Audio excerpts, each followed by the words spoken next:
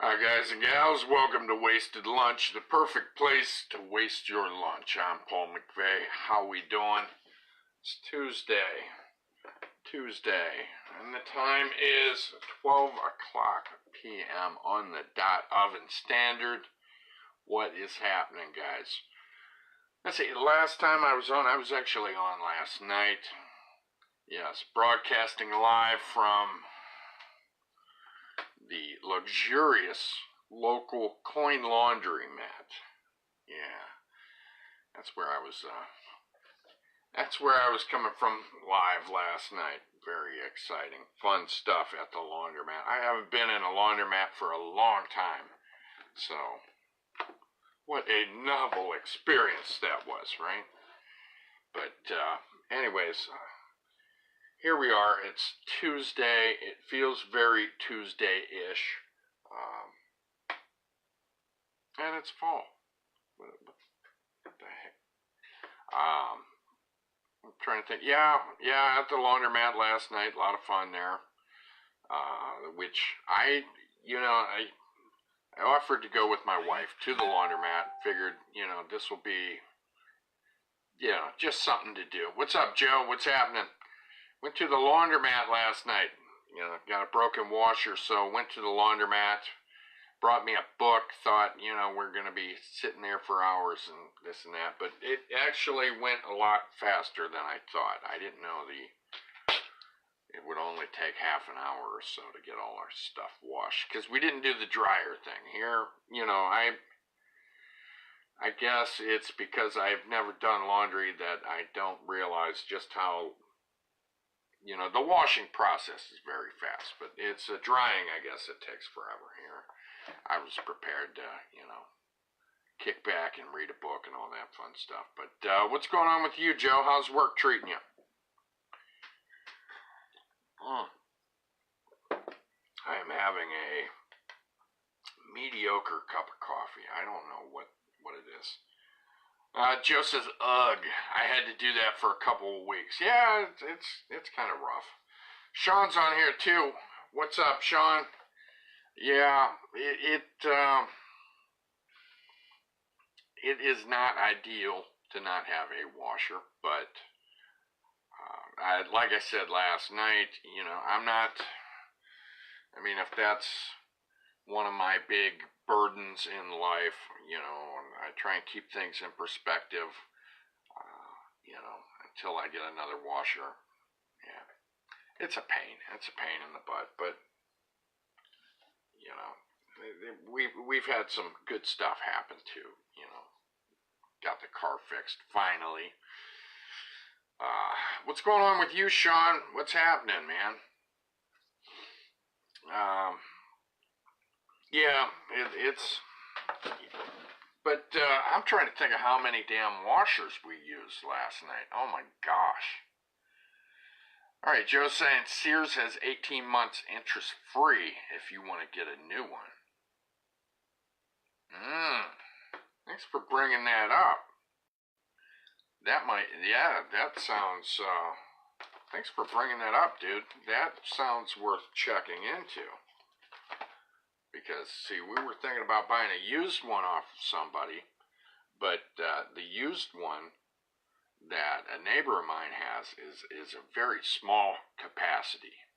So, it's not ideal at all. It's like made for like a single person in an apartment or something. Okay, Joe says that's what I did. Yeah, well, yeah, I think I'm going to talk to Teresa about that. That sounds pretty good there. Sean says, you have a good time at the laundromat last night. Yeah, well, what we did for the laundry was, here the laundromat was only open till 10. So, and we got there about 9:30, so we had to boogie. And, oh my gosh, I'm trying to think if we had, oh goodness, 6 or 7 washers full at one time.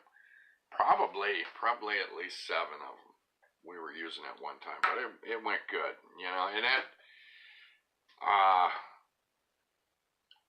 I mean, I don't know how many damn baskets of laundry. We had a lot of laundry. Um, enough to keep, like I said, at least 7 machines humming. But it wasn't as bad as I thought it'd be. But we do the drying at home because our dryers, knock on wood, still works. So, bring them back home wet, which not that big of a deal because me and my son, Vinny, he's nice and strong, and so he and I can handle that soggy laundry. But which, it's funny because just a couple minutes ago I heard which means I guess another load needs to go in the dryer, which I was given a quick in-service on how to dry clothes before my wife went to work. She told me what setting to put it on and all this and that, because, it's not really my thing. Sean says, what about the car? Well, the van's running fine. It's braking all right, but the Camry is running great, but the brakes are scary as hell. I mean, not many people would want to drive it, but I use it in a pinch, It's just the brakes are very mushy. Still need that ABS module thing. It's like a computer that, I don't know, tells the car how much pressure to put on each wheel, I guess is how it works. And that needs replaced is what it seems like, because we bled the hell out of that thing. Those brakes have been bled probably 20 times now. Yeah, and I'm not even exaggerating. But anyways, yeah. Fun stuff, this car shit. Especially, I don't, some people love working on cars. Some people actually enjoy that stuff. And I'm just not one of those guys.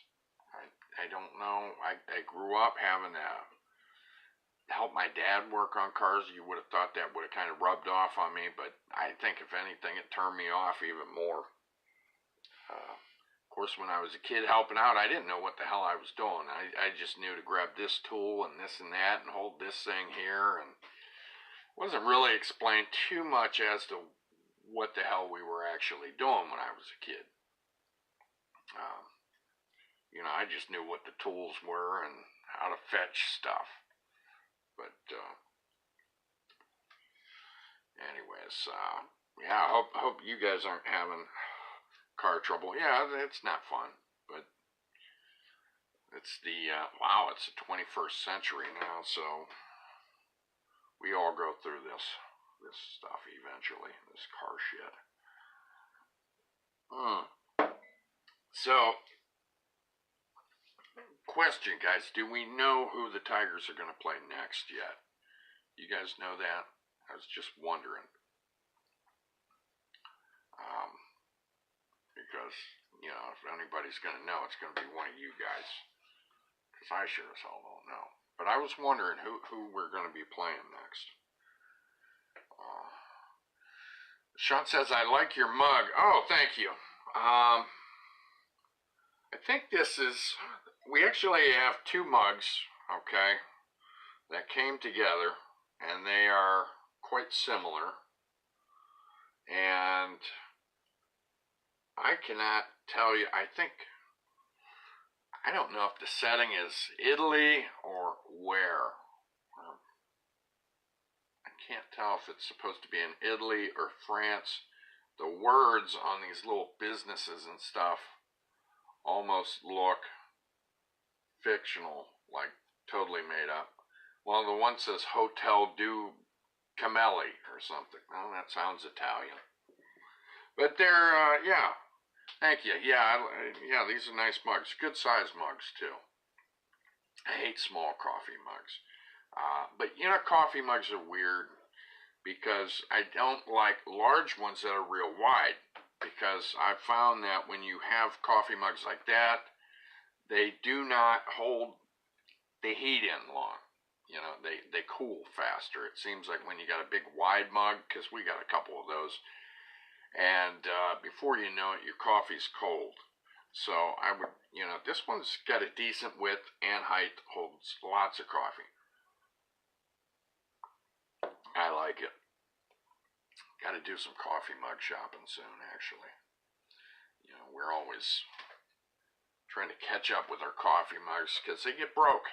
They get broke, especially the ones I really like. Sean's saying we play Walnut Ridge next. Where in the heck is Walnut Ridge? I've never even heard of these guys. But I'm guessing they're pretty good, huh? Walnut Ridge. What town are they from? Or is it actually a town called Walnut Ridge? Wow. Thanks for the answer, Sean. Yeah, I was just curious about that. I was just wanting to know. Yeah, I checked out. Jonah sent me a link, a Facebook link. Somebody had some pictures up with a nice graffiti over at the pavilion and at the stadium park there. I got to check that out. The nice illiterate graffiti there. That was pretty swanky. It looks like they took, they didn't spray paint it either. They brought paints and dipped brushes in and painted the graffiti. Did you see those, guys? Bunch of McKinley stuff, and the one I really liked was the beautifully worded "Tigers is ass," I think is what it said. All right, Sean said it's a team from Columbus. Okay. Yeah. Walnut Ridge from Columbus.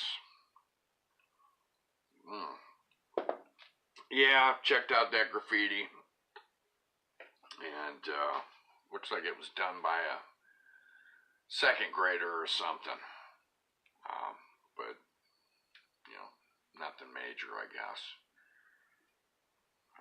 Boy, some people take their football a little too serious, don't they? Yeah. I'll tell you, graffiti. Did you guys ever do that? Did you guys ever draw on shit you're not supposed to draw on? Now, I don't know who did it. But I will say this, one time there was a building, a garage storage pole building type thing that was by one of my neighbor's houses, and I'll just go ahead and say this right now. When I was a kid, somebody spray painted a large, when I say large, I would say about 10 foot long by about well, maybe not 10 feet, maybe 8 foot by 8 foot, a flaccid or limp male genitalia on this building, okay, with green spray paint. All right, and they also spray painted the word limpy underneath it. So I figured I'd share that since I'm talking about graffiti there. And after talking about male genitalia being spray painted on buildings, I just seen Sean's comment. I got a good movie for the entire family to enjoy. Nice. And I just talked about that perverted graffiti. But I figured I'd let you guys know about that. Like I said, who knows who did it. I didn't do it. I didn't do it. All right. I'm just saying that right now, and that's the truth. Joe says, never did graffiti. I could never draw worth a shit. Well, I guess that'd help. Oh, Sean says Cujo. Yeah, great family movie. Great family movie. You watch Cujo right after watching that Beethoven movie with the nice Saint Bernard, and then see how he changes. Yeah, Cujo.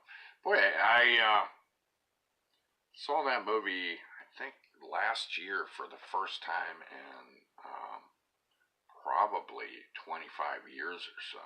My gosh. Yeah, about a year ago, I finally saw that again. It's funny, you get old, and it's like 15 years ago doesn't seem that damn long. Sean says it's got a dog in it. The kids will love it. Yeah, Sean. The kids will love it. Yeah, I don't think I'm going to be letting my kids watch Cujo. My older kids, because their asses are old. Yeah, you get old, and it's like 15 years ago doesn't seem that long. And that's when you figure out you're getting older. When 10, 15 years is not that long ago, that's when you realize I am an old bastard,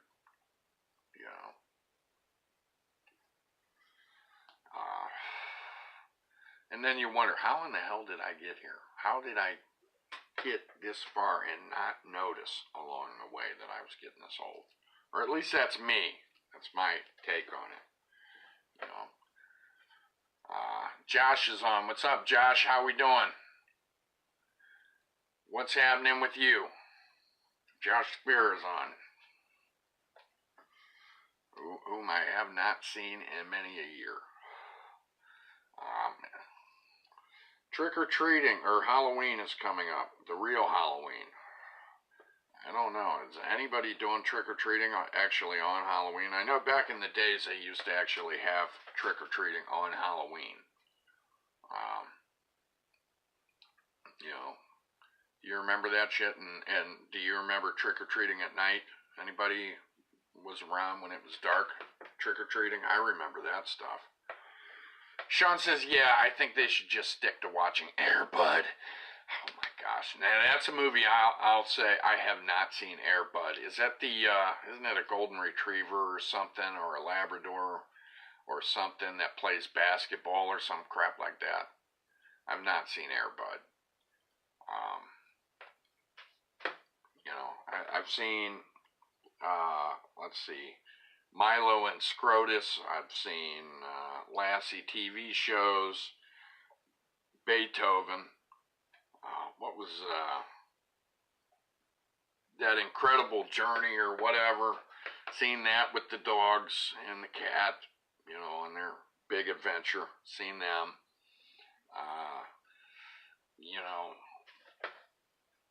I've seen, well, it's not real, but I've seen the dancing penguin crab. What was it? Happy Feet, but that wasn't a real animal. Let's see. Sean says, I remember trick-or-treating at night in both North Lawrence and Navarre. Nice. Joe says, Air Bud is a great multi-sport athlete. Okay. So he knows several sports, not just basketball. And Josh says, doing awesome. Mentor, Ohio has trick-or-treat on Halloween. Dover did it Saturday at nighttime. Wow. Actually did it at night.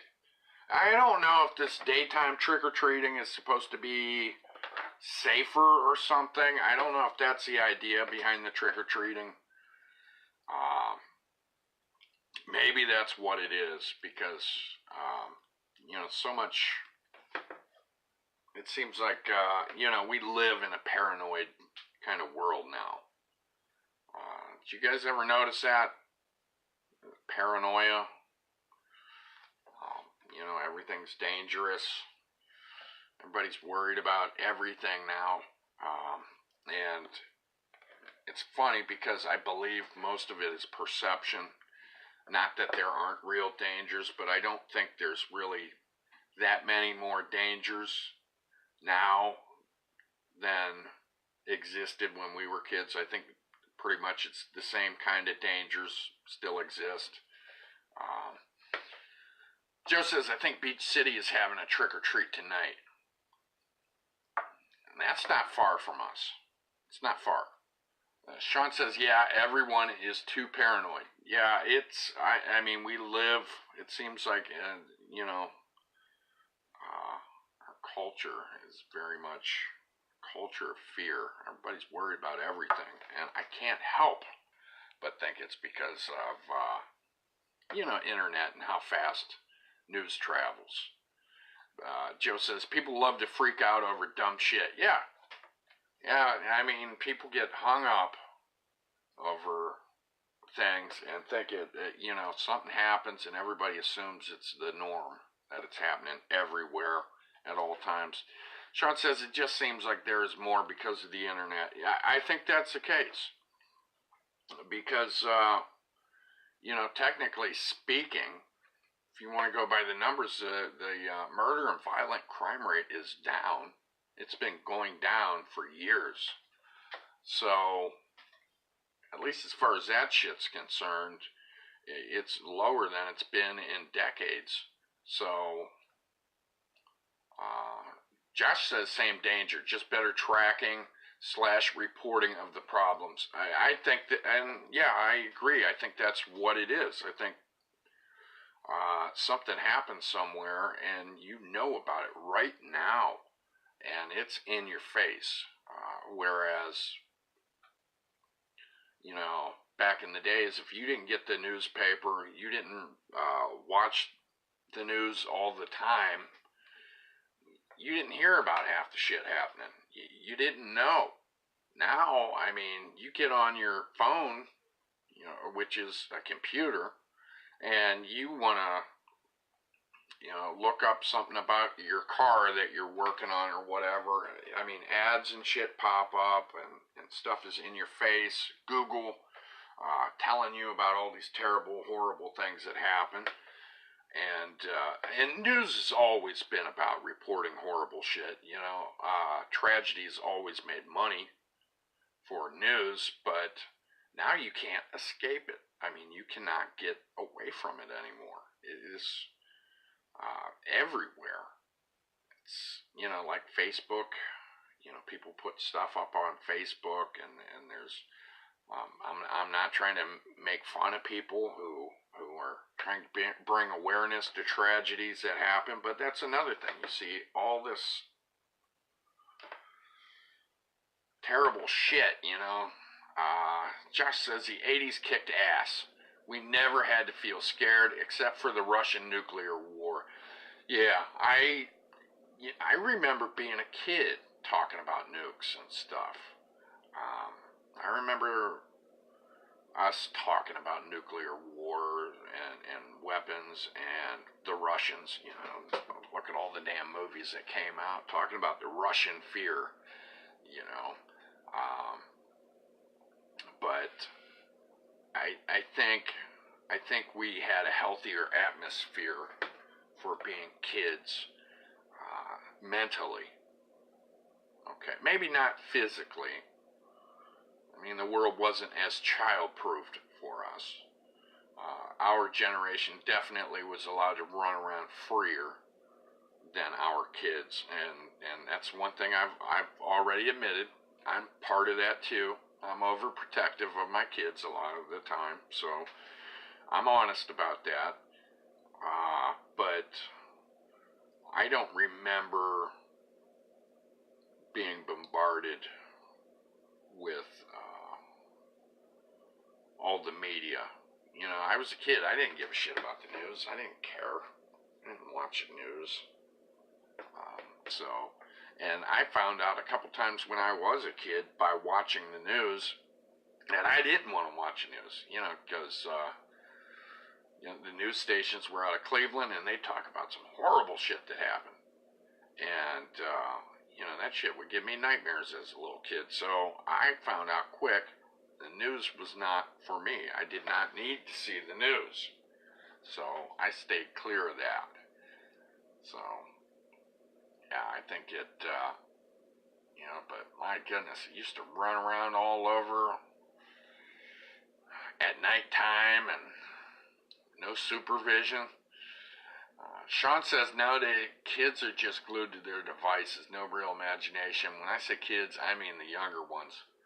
Yeah, well, you just came out of kiddom, Sean. At your age, you're 19. As far as I know, you're still 19. And so you just got out of that stuff, out of that childhood. Now you're an adult. But, and yeah, the kids being glued to their stuff, yeah, I see it every time. Like, I know I've said it before. I see it every time I go to a doctor's office, take my kids out to a doctor's office, or I go, especially doctor's offices, because I don't go to the mall or anything like that, and those people just stick that tablet in that little kid's hand or whatever. And Jess says we are overprotective because we know how bad we were when we were that small. And no, they'd lock our kids up for doing kid shit. Maybe you got a point, Josh. I mean, maybe you got a point. I remember there was definitely more of the philosophy of it's not illegal if you don't get caught.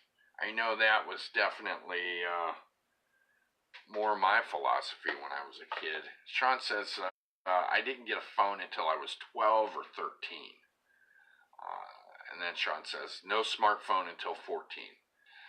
Yeah, I really don't, personally, I don't see a need for my kids having smartphones until,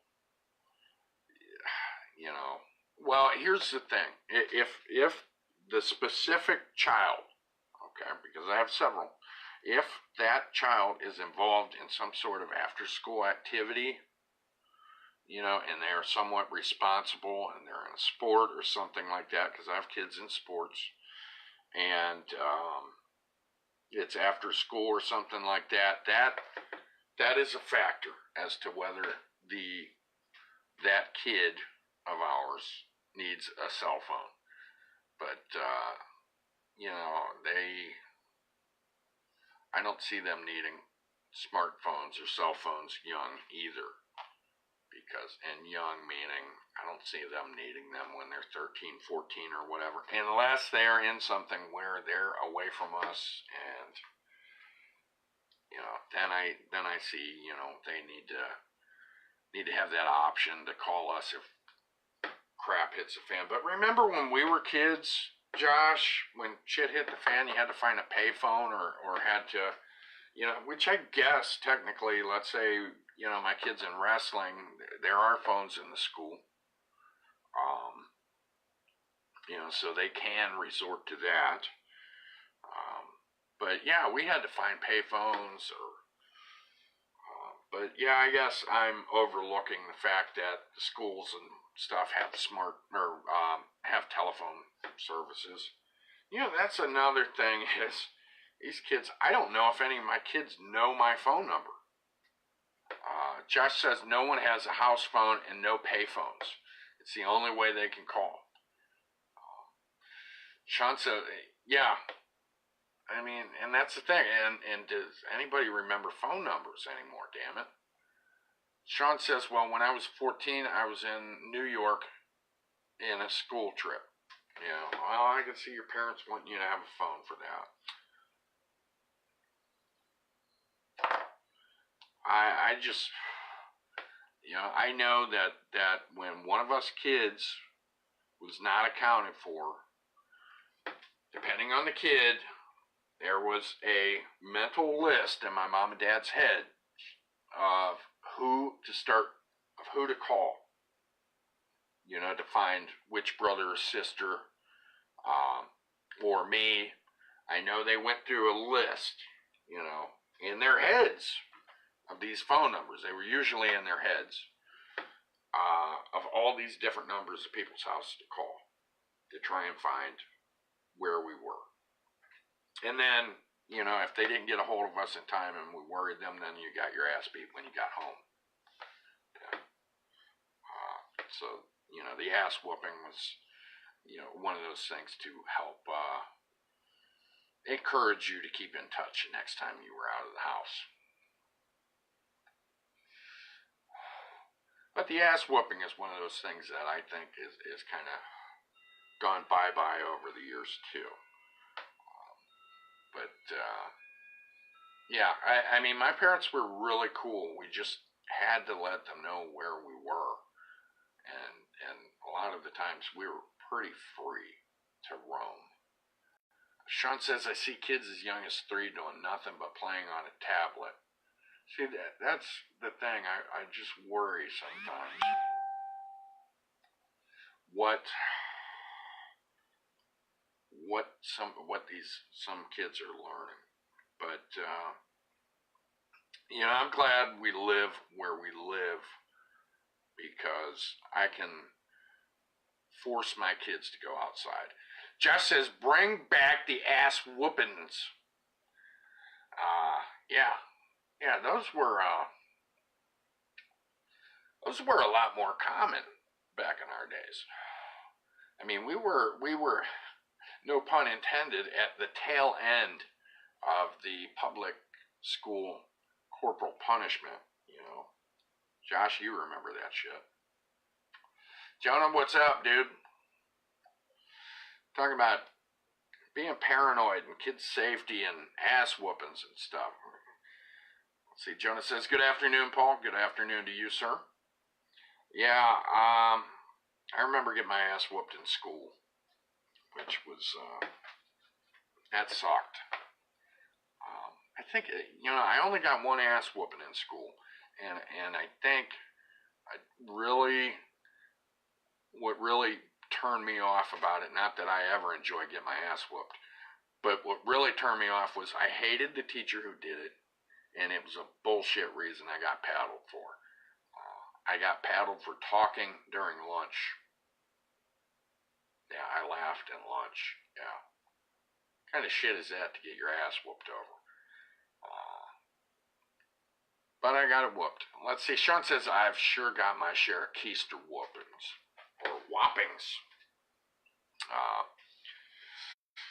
Yeah, and I wonder sometimes, though, did the ass whoopings really go down, or did the people who admit they whooped their kids' asses diminish? Like people don't want to admit that they beat their kids' asses when they're bad. Is that part of it? Or is it really that kids are getting less ass whoopings? I don't know.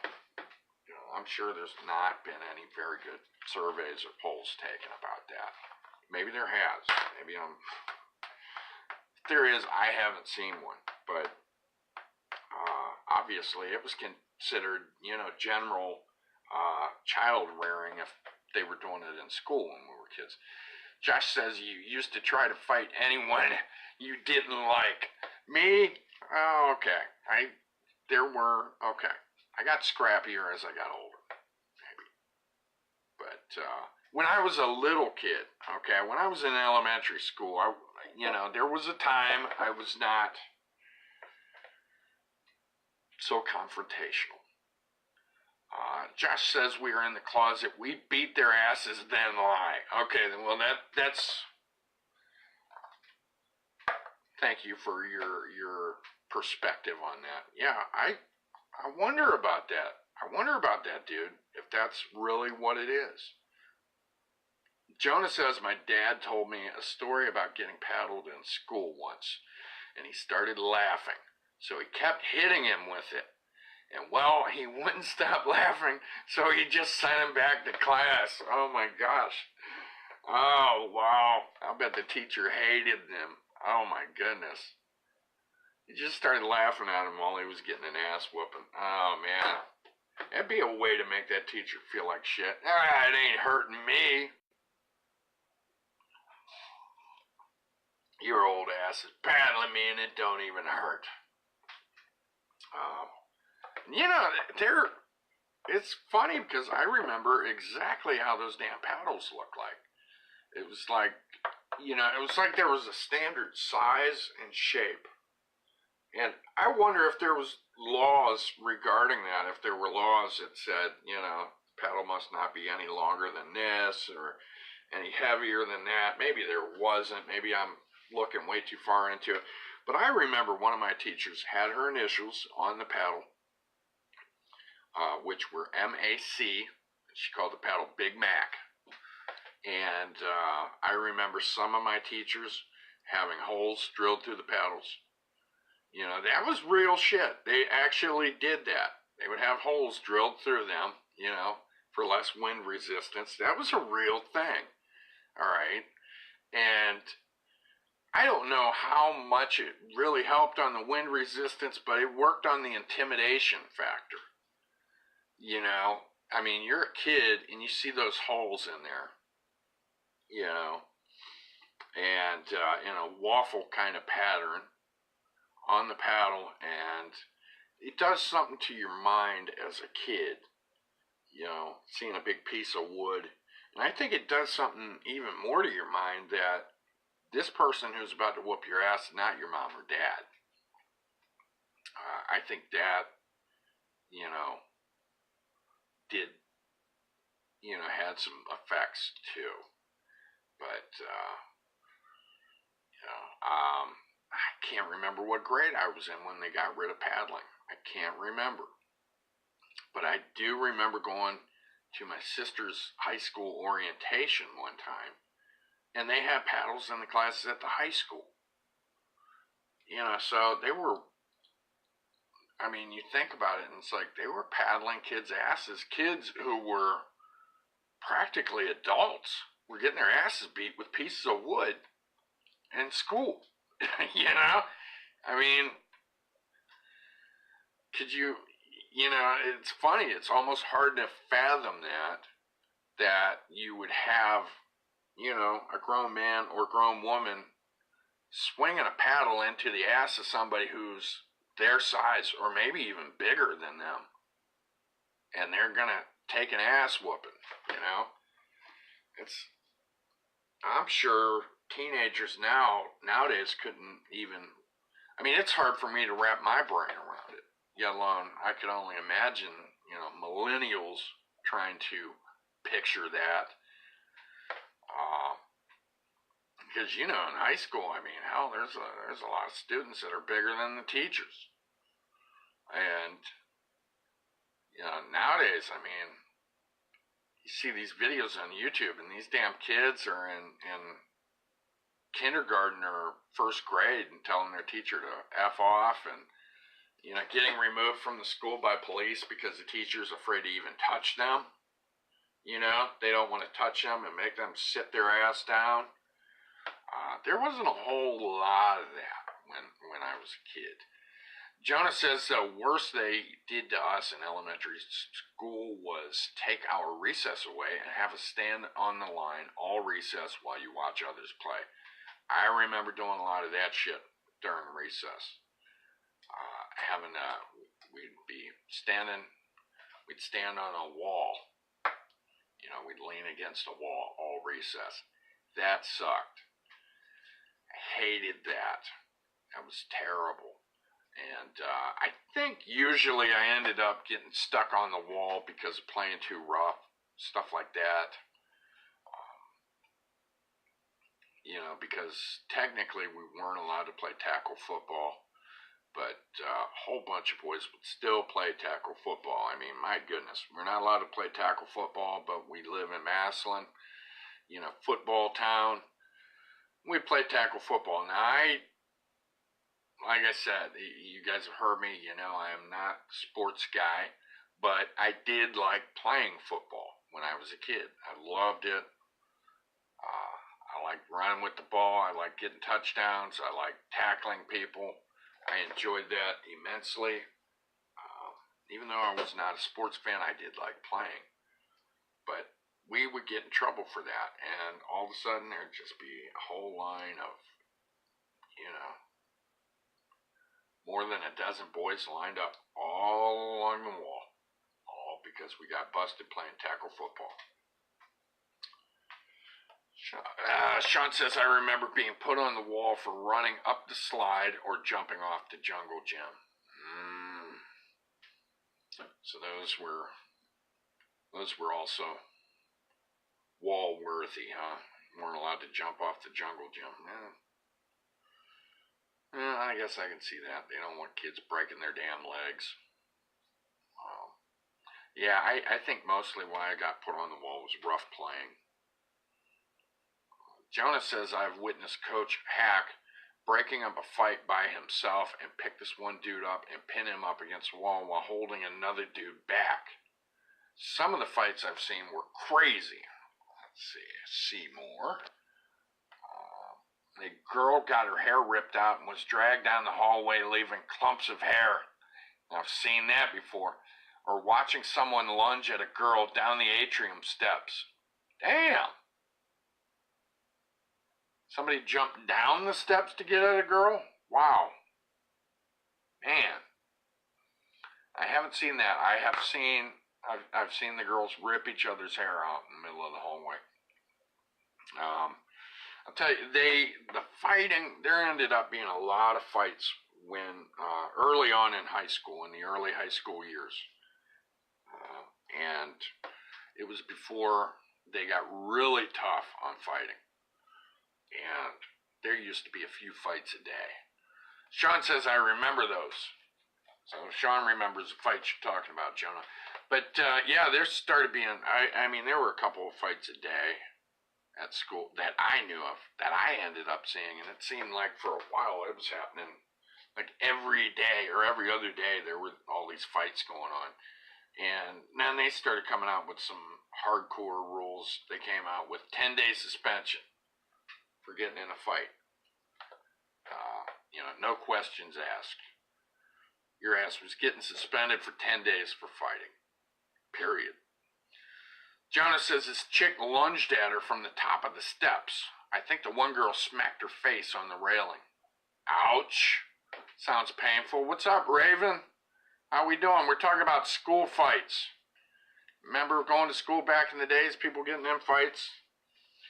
Might even remember me getting in a fight with somebody or something maybe back in the days. I didn't, I was never looking for trouble, but I didn't take shit either.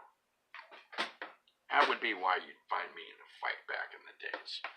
I was not a trouble starter, okay? But I sometimes was a trouble ender.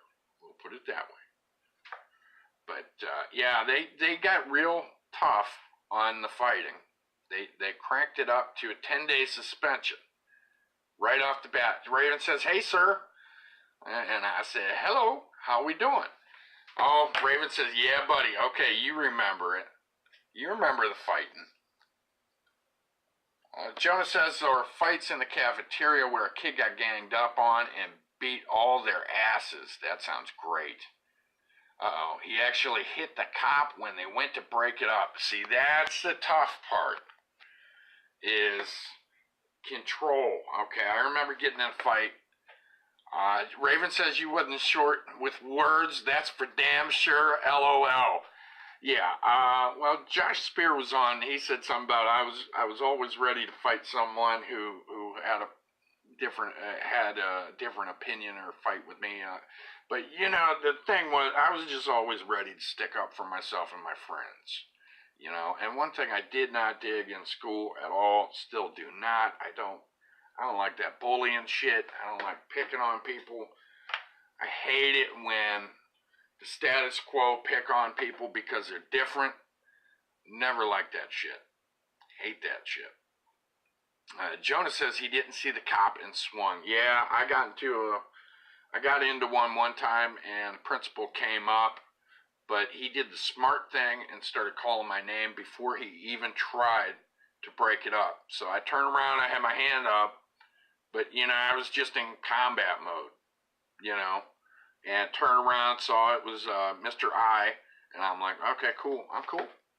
I was straight, but, I wasn't in a blind rage or anything like that.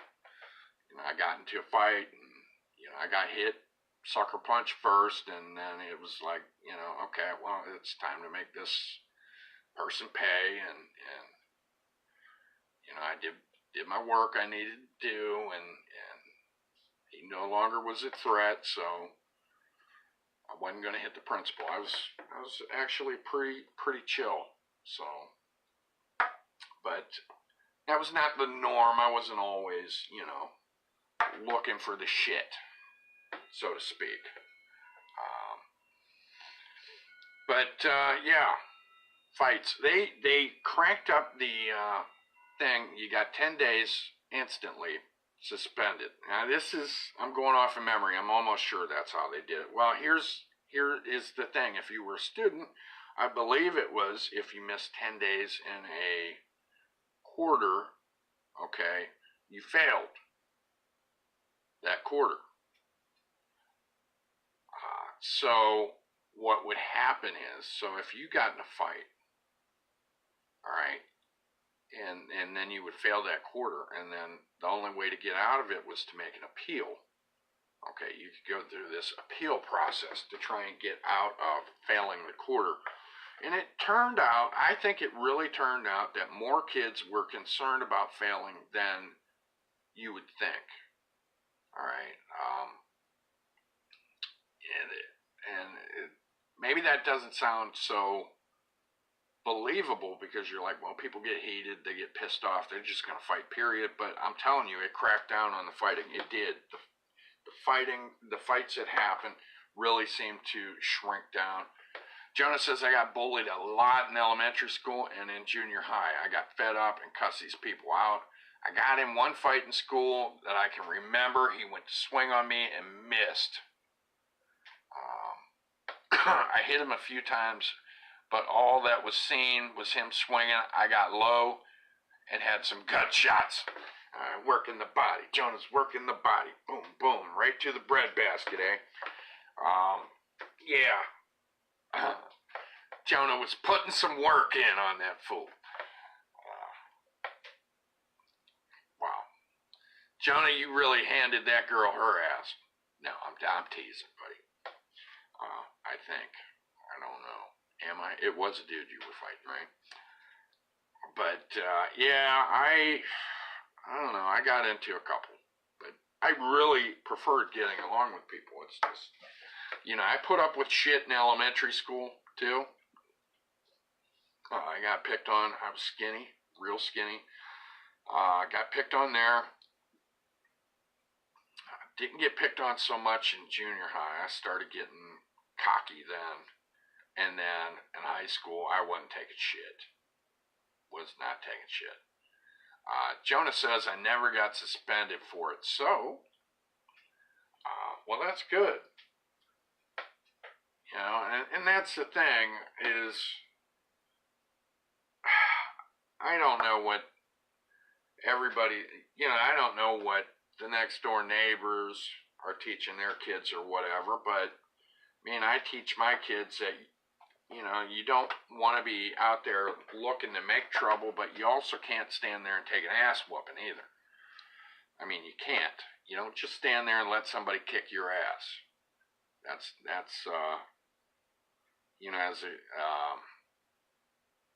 you shouldn't do that as a grown person. Most grown people aren't going to stand there and let somebody whoop their ass, so I don't think a kid should either.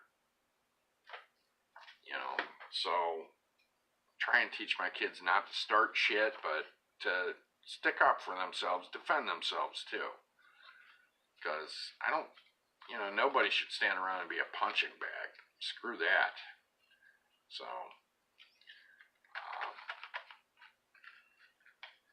good, bad, sometimes you gotta fight. That's just all there is to it.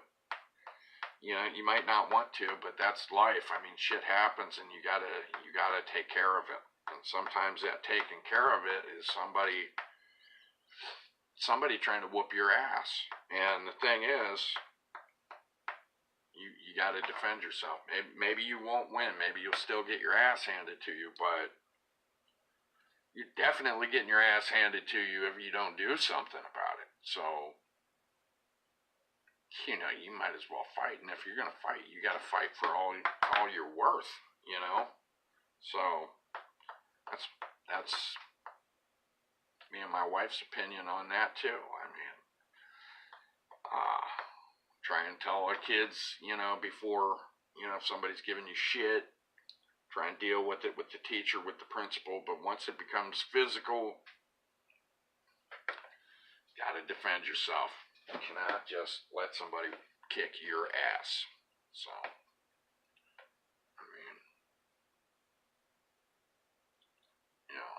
that's just all there is to that, as far as I see it.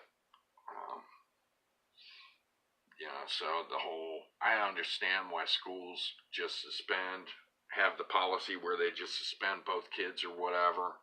I sort of understand it, because it's hard for them to, do the he said, she said, kind of thing.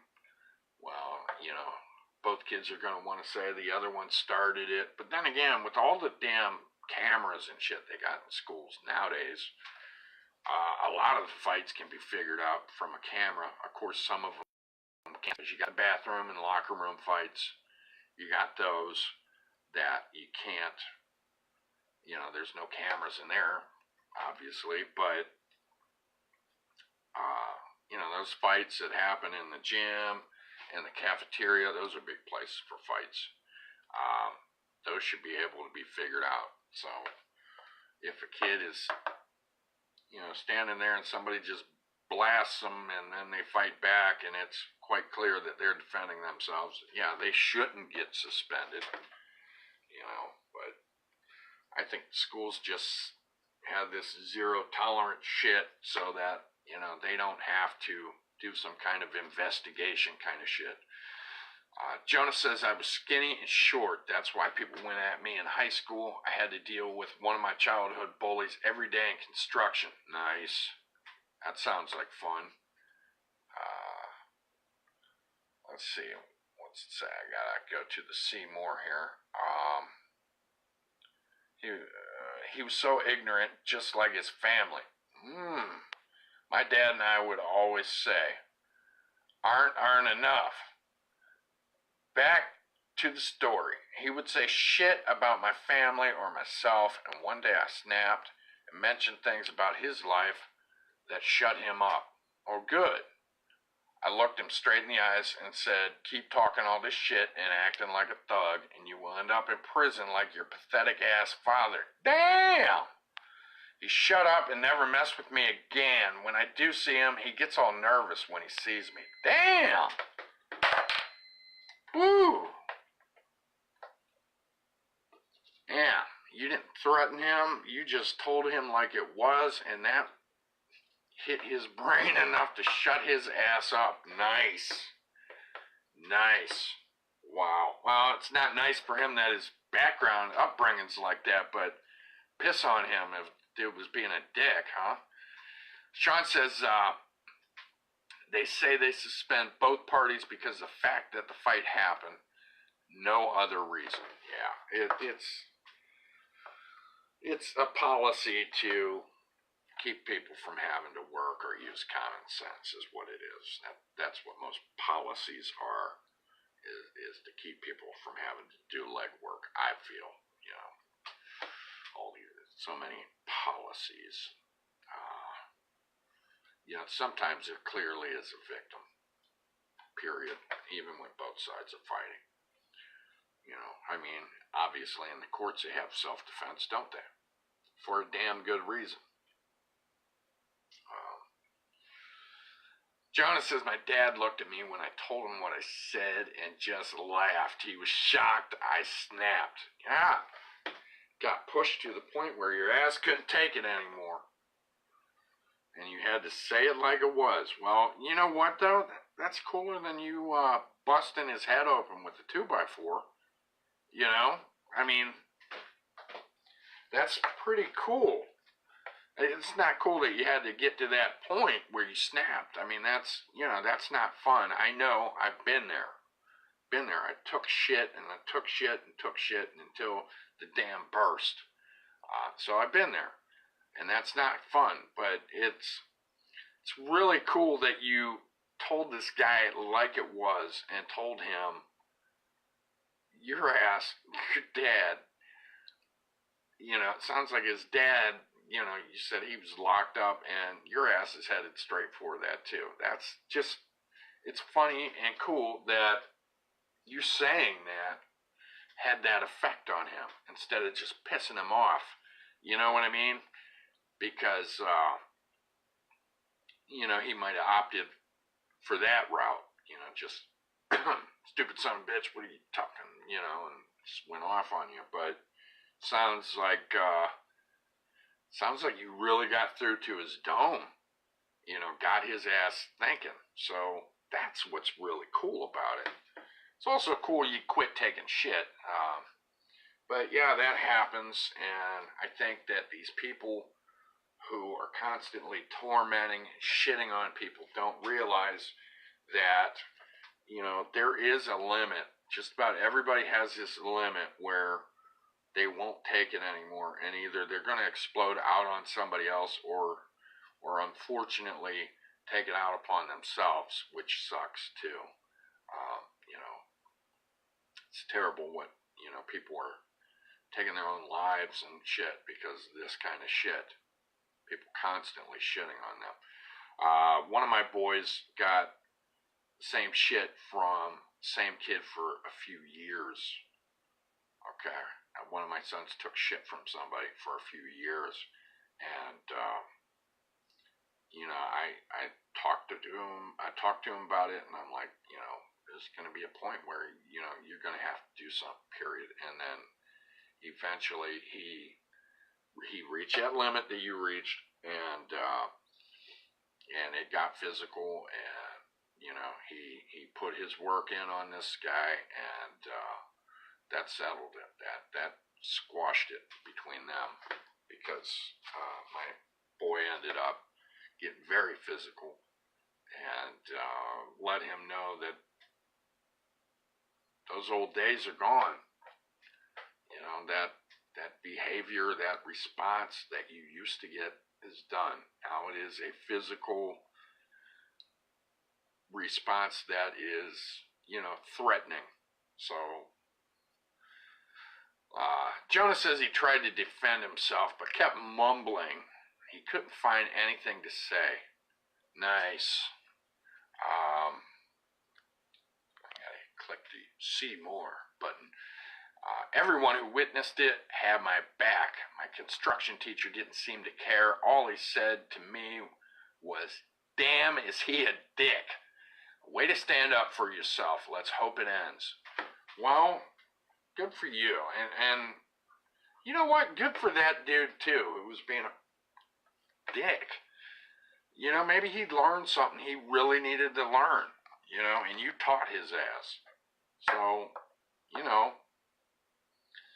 Sean says, I'm going to look for something to do this week, maybe even possibly plan this Mill and Head trip. Well, yeah. That'd be cool.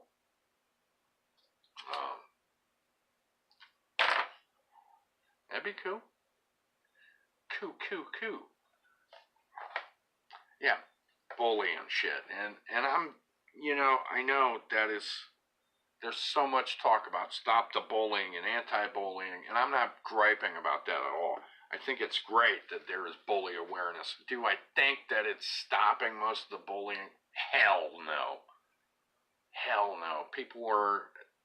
There's still plenty of bullies out there. So I don't think it's, but I would like to think that this bullying awareness stuff is at least cutting down on some of it, perhaps preventing some people from getting messed with as much, or that I know some schools have these policies where basically it's a line where people can rat people out. I know that makes it sound like you're a bad person if you rat somebody out, but let's face it, somebody's being totally awful and evil, if it's not brought to any authority's attention, then they can continue to do it.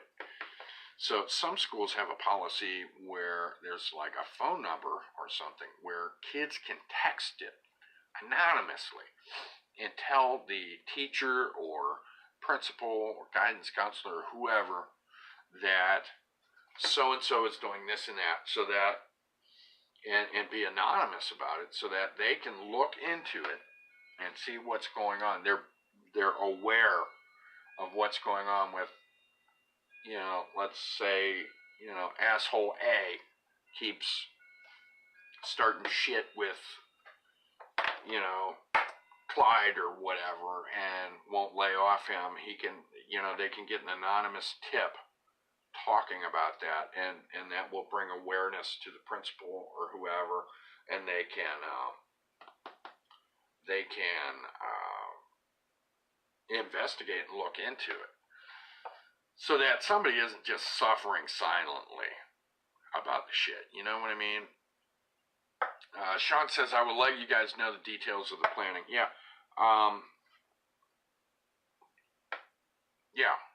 Sounds like a good idea.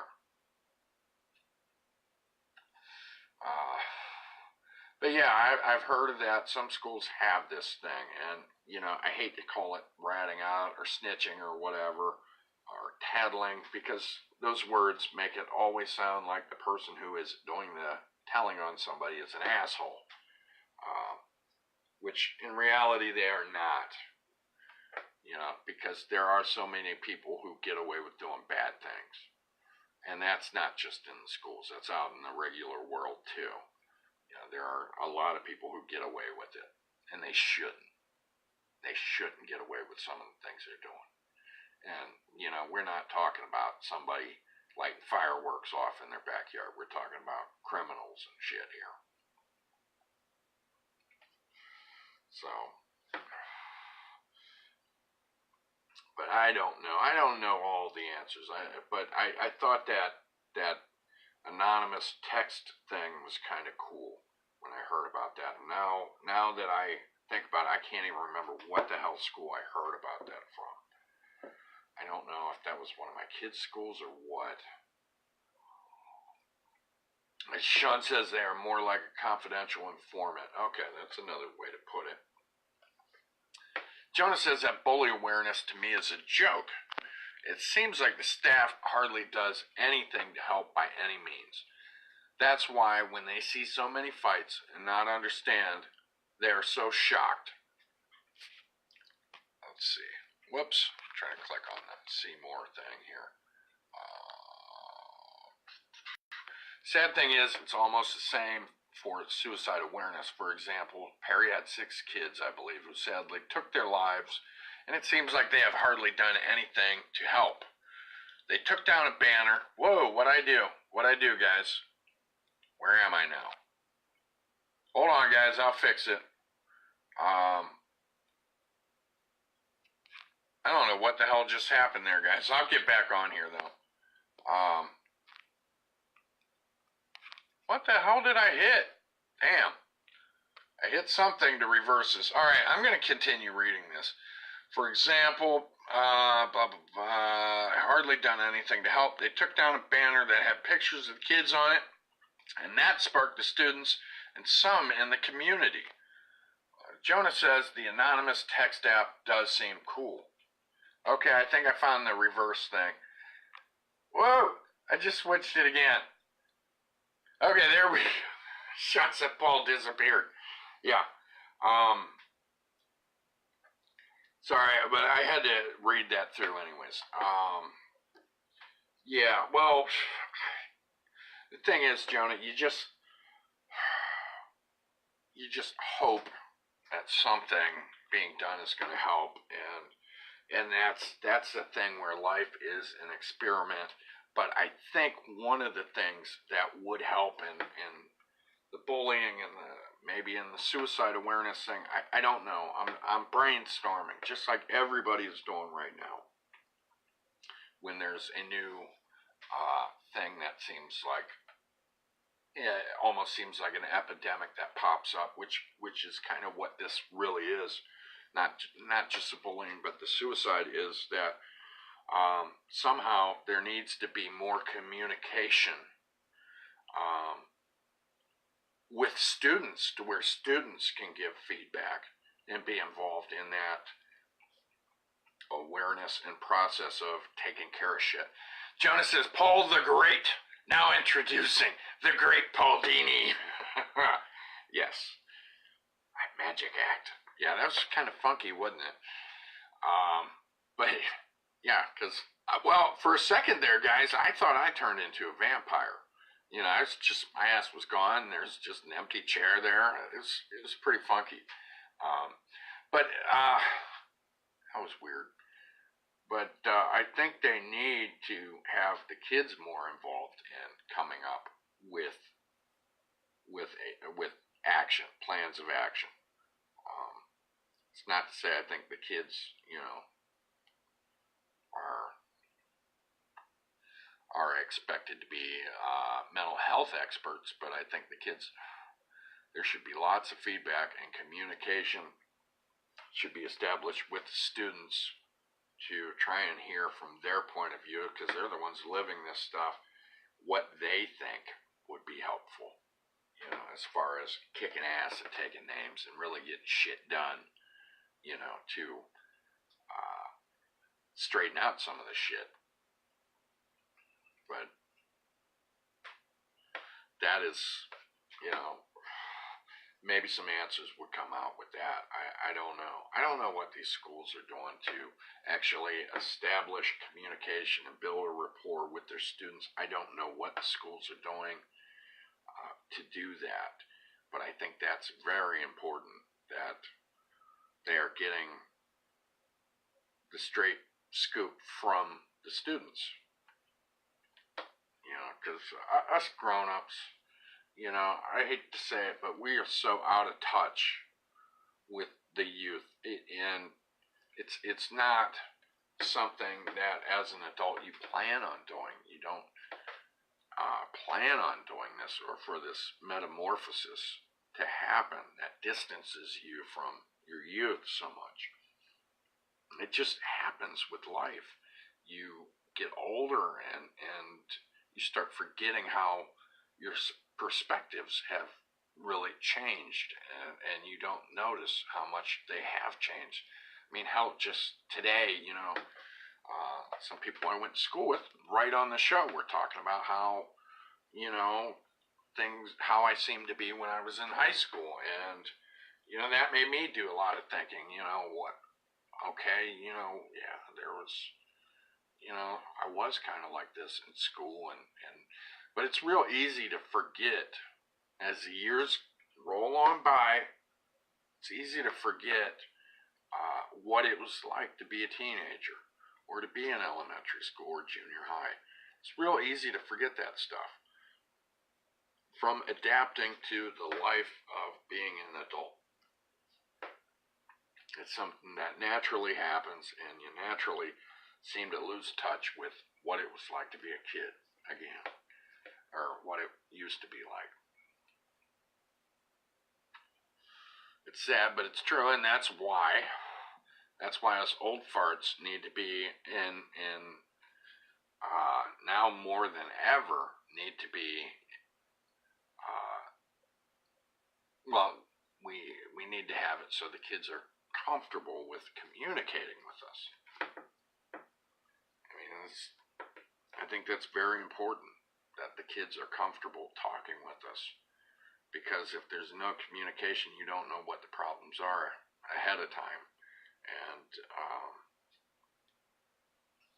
so much of this is about, you got prevention, and prevention is great, but you also got people who are already going through shit, and that sometimes just being able to tell somebody what the hell is going on, or feeling comfortable enough to get it out,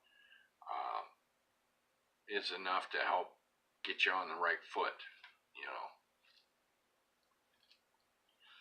So I don't know. That's just what I'm thinking. You guys, Jonah, Sean, you guys are straight out of the shit, so you guys are, talked about this before, you guys are in touch with what it's like to be a teenager. I have, a couple decades now to where,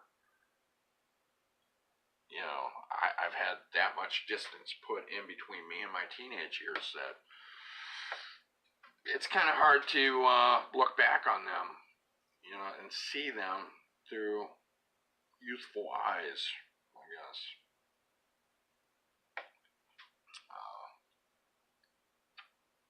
And damn, there are some good things about being a teenager, that's for damn sure.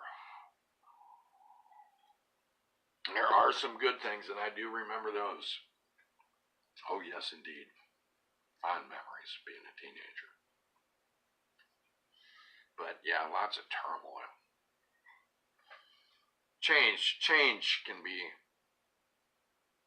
what's the word, tumultuous. It can be rough,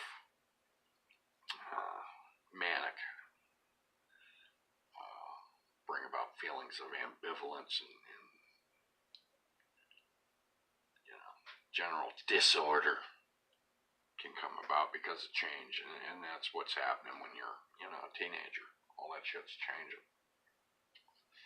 So, Sean says, like kicking a cannonball. Good times. That is one of the ones I try not to think of too much.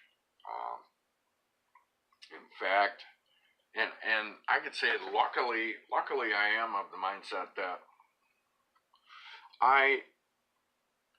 and maybe I'm not lucky. Jonah says, Sean, nice.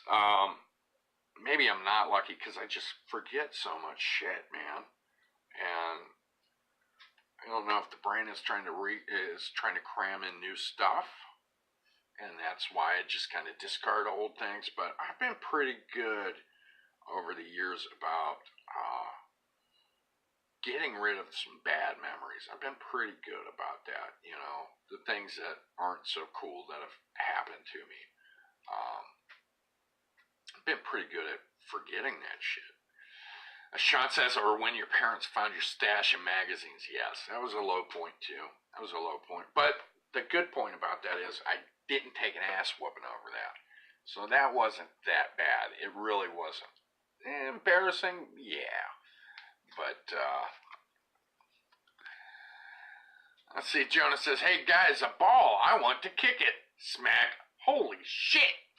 Yeah, that's about how that happened, dude. That is about how that happened, kicking a cannonball. But yeah, I mostly forget about that until somebody brings it up. And,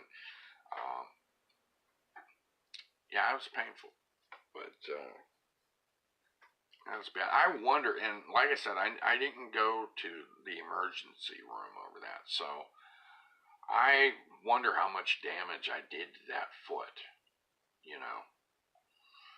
I mean, I wonder if I had a foot x-ray, if you'd see some nasty old breaks or something in there from that. I had to have broken a lot of shit, because that thing did not give at all.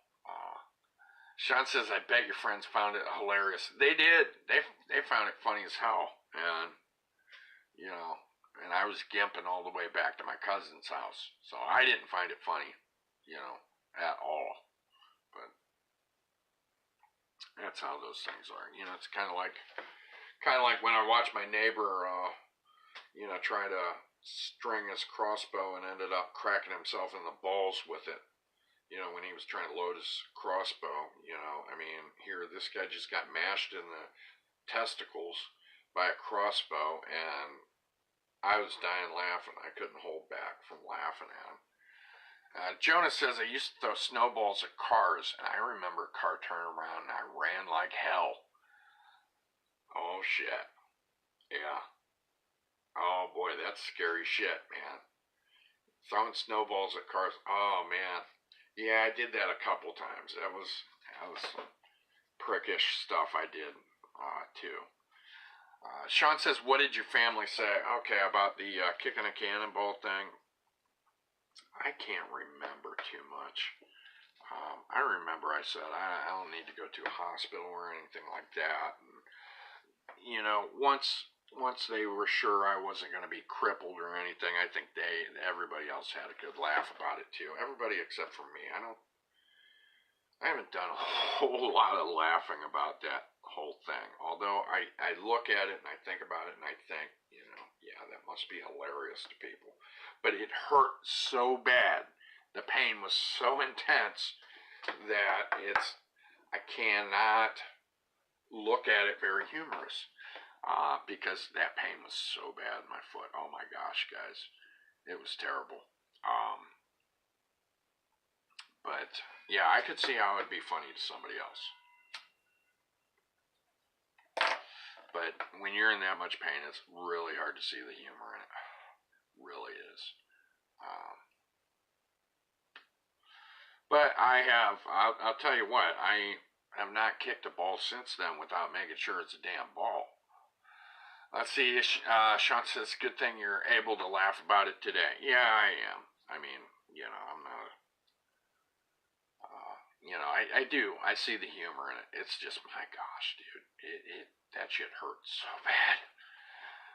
Jonah says, I have had some awkward and embarrassing things happen to me where I look back now and laugh. Yeah. And, being as young as you are, I'm just going to let you know there's going to be plenty more shit that's going to happen to you. And at the time, you might be wanting to cry, but someday you'll be able to laugh about it. Um, yeah, getting hurt and shit doesn't stop with becoming an adult. That's for sure. You know, I wish it did, but it doesn't. Sean says, "How hard did you kick it?" I'll tell you, I kicked it as hard as I could.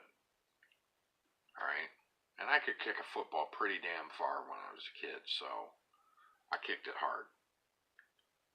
Hard. It was painful. Jonah says, "Hard enough to fuck up his foot, Sean." Yeah. I kicked it hard. I was wanting to launch this thing. I thought it was one of those little rubbery colored balls, and I wanted to launch that shit right over the house whose yard it was in. And I thought I was going to launch that damn thing.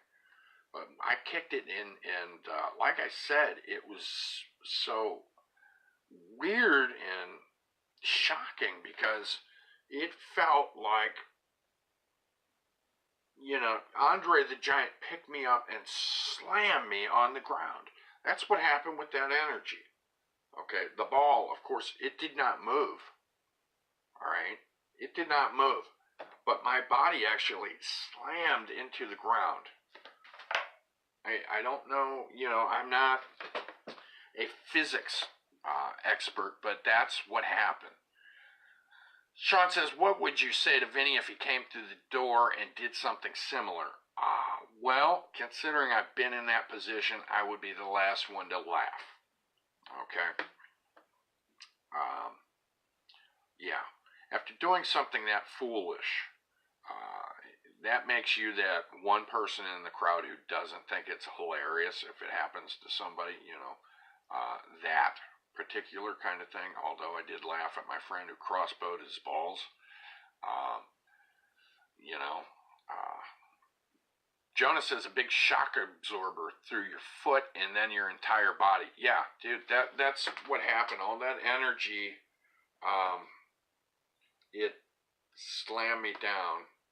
It was crazy shit. It was painful too, but like I said, I don't understand exactly how all that works, but that is what happened. Kick the cannonball and get slammed on the ground. It's weird how that shit happens, but that is somehow how that energy transferred through me. Let's see. Sean says, "I remember you told me the story while we were camping." Yeah, it's a good story to tell around the campsite. But yeah, that was, one time, speaking of camping and injuries, one time I got hurt pretty bad when we were setting up camp one time. We had a trailer, and we had just gotten to the campground. We were setting up the trailer, and the trailer had these things called torsion bars hooked up to the truck, and there were two, one on either side of the hitch, I guess you'd call it, or yoke, or I don't know what part of the trailer you'd call that. But anyways, my dad unhooked one side and it went down real easy. Okay, and this thing, I guess kept the trailer from tipping while you were driving with it. And my dad was like, "Oh, that was real easy." Well, then I took down my side and had a huge wrench. I don't know, 3-foot long wrench or something, and pulled this thing down, and it wham, got ripped right down through my hand, and the end of the wrench, open-ended wrench, sunk into the web of my hand right here and tore into it. That was bad. Tore a big hole in the web of my hand. That hurt bad. I was setting up camp. Sean says, "That's when y'all scared me when I was coming out of the bathroom." Okay, or he bathroom. Sean put the, not he. Yeah, we did. We saw Sean in the bathroom, and we crept up and lay in wait for him to come out of the bathroom. And then we scared him when he came out of the bathroom. We got him. We got him good, too. Gotta admit, that was pretty good. Yeah. And that was fun. That was fun scaring you because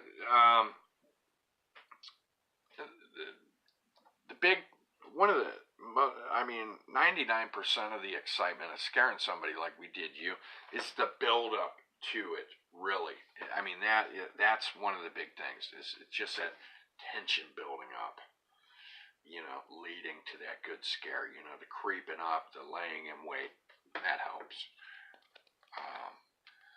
Let's see, Jonah says, I remember going sled riding at the high school years back. I smacked into a snowbank and got launched off my sled. I landed on the blacktop that was covered in ice. I ended up sliding underneath my dad's old van. No shit. Or the time my dad and I went to Oak Knoll, and he was about to hit a tree, so he bailed. Well, his sled landed on top of me, and I couldn't see shit. I then hit a tree and rolled the rest of the way down. Wow. That's some exciting sled riding stories. That's some good, exciting sled riding. Damn. Jonah says, I have scared Sean as well. Okay, so I'm not the only jerk here. You've taken your time out and scared Sean. I think I just got an eyelash in my coffee somehow. It's kind of weird. Yeah. Went sled riding one time, and over at Wampler Park, and this one spot where there's a small hill, and then it goes flat. Well, then if you go too far, which usually you didn't get enough speed on the small hill to go far enough, there's a drop-off, okay, after this flat part. And then at the bottom of that drop-off, there's a small creek, you know, a drainage creek. And we were sled riding, and I warned the kids. I'm like, okay, guys, remember, if you start getting close to that, you got to get off your sled. You got to jump off the side of it or whatever. You cannot go over the side, because it was about, I don't know, 7-foot drop or so. And one of my kids ended up going down the small hill, over the flat, and went all the way and went off the edge of that big drop off, and landed in the creek. And yeah, I'd say it's at least 7-foot drop. Landed in the creek. It's snowy, it's cold, and now he's soaking wet. So, and where this was in the park, it was about as far away from the car and the parking lot as you could get and still be in this park. It was a pretty long walk. So that was, you know, ended up, he's muddy and wet, ended up ripping his coat off of him, put my coat on him to keep him dry and warm, and that was pretty bad. But looking back, you know, he didn't get hypothermia, so it's kind of funny that he went sailing off. That was a pretty good sled riding story. Sean says scaring Sean isn't hard to do. He even talked about himself in the third person. Nice.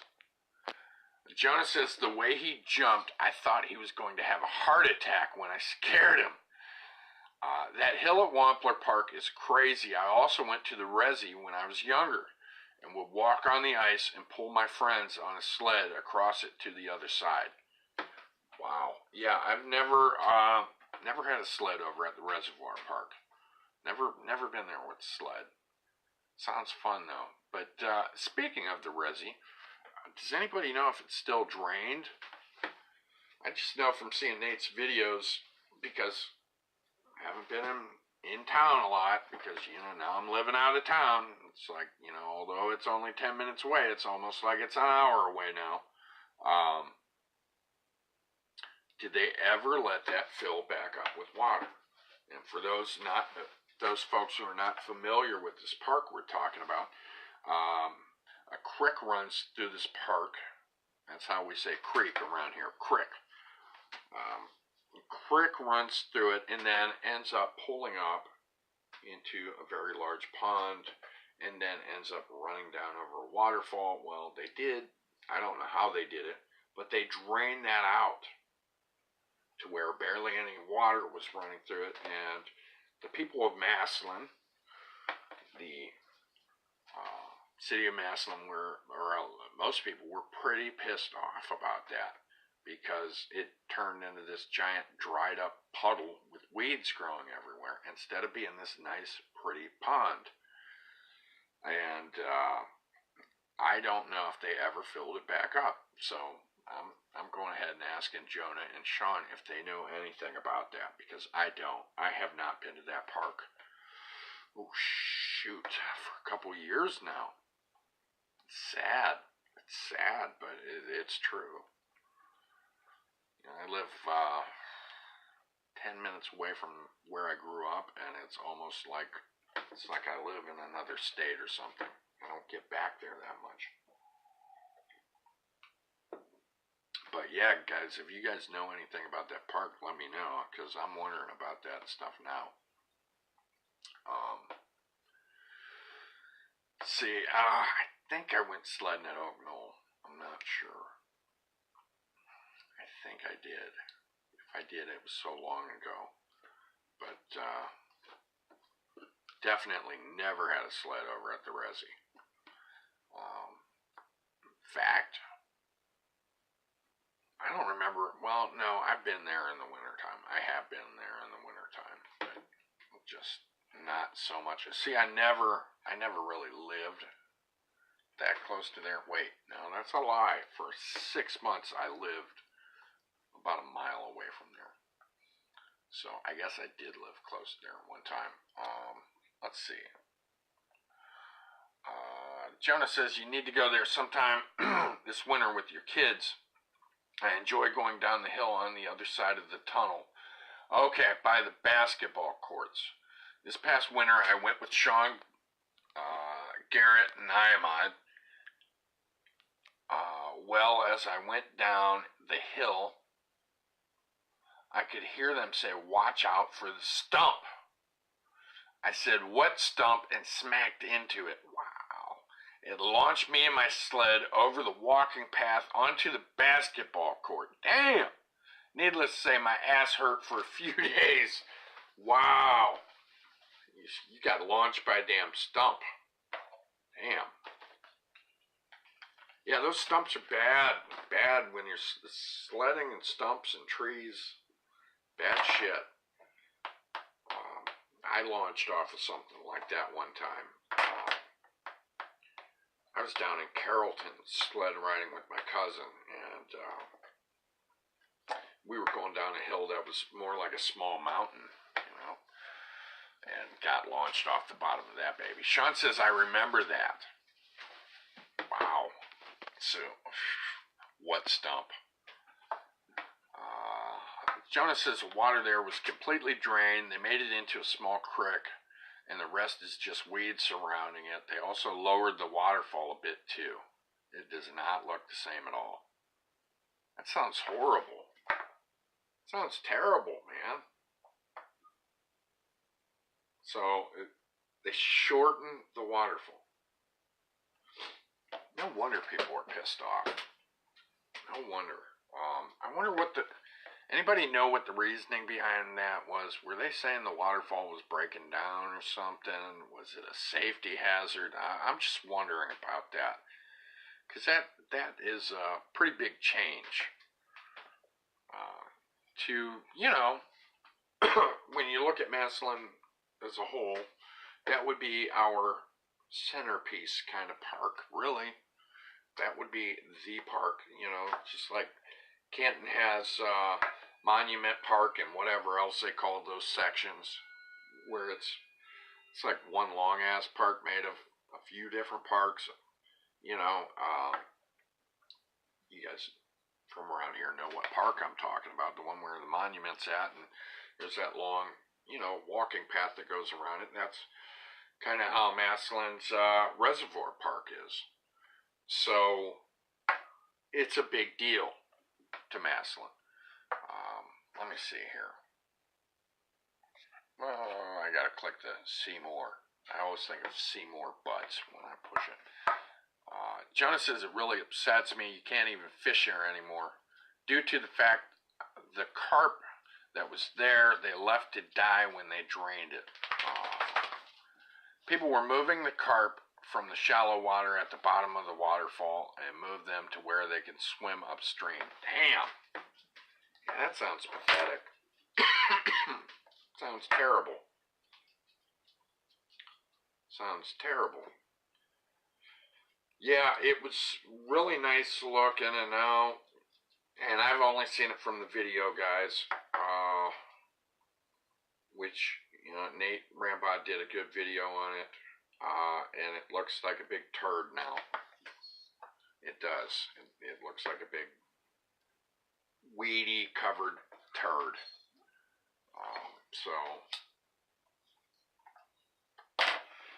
My dog's whining at me. What's wrong? I think she's needing to go OUT, I think is her problem, huh? Do you gotta go outside? You gotta go potty? Go outside? Yeah. We gotta take her outside. Oh, man. Yeah, that's, but yeah, that is the main park. Of course, Massillon has several parks, but that's pretty much the main park of the city, and it looks like a big piece of crap.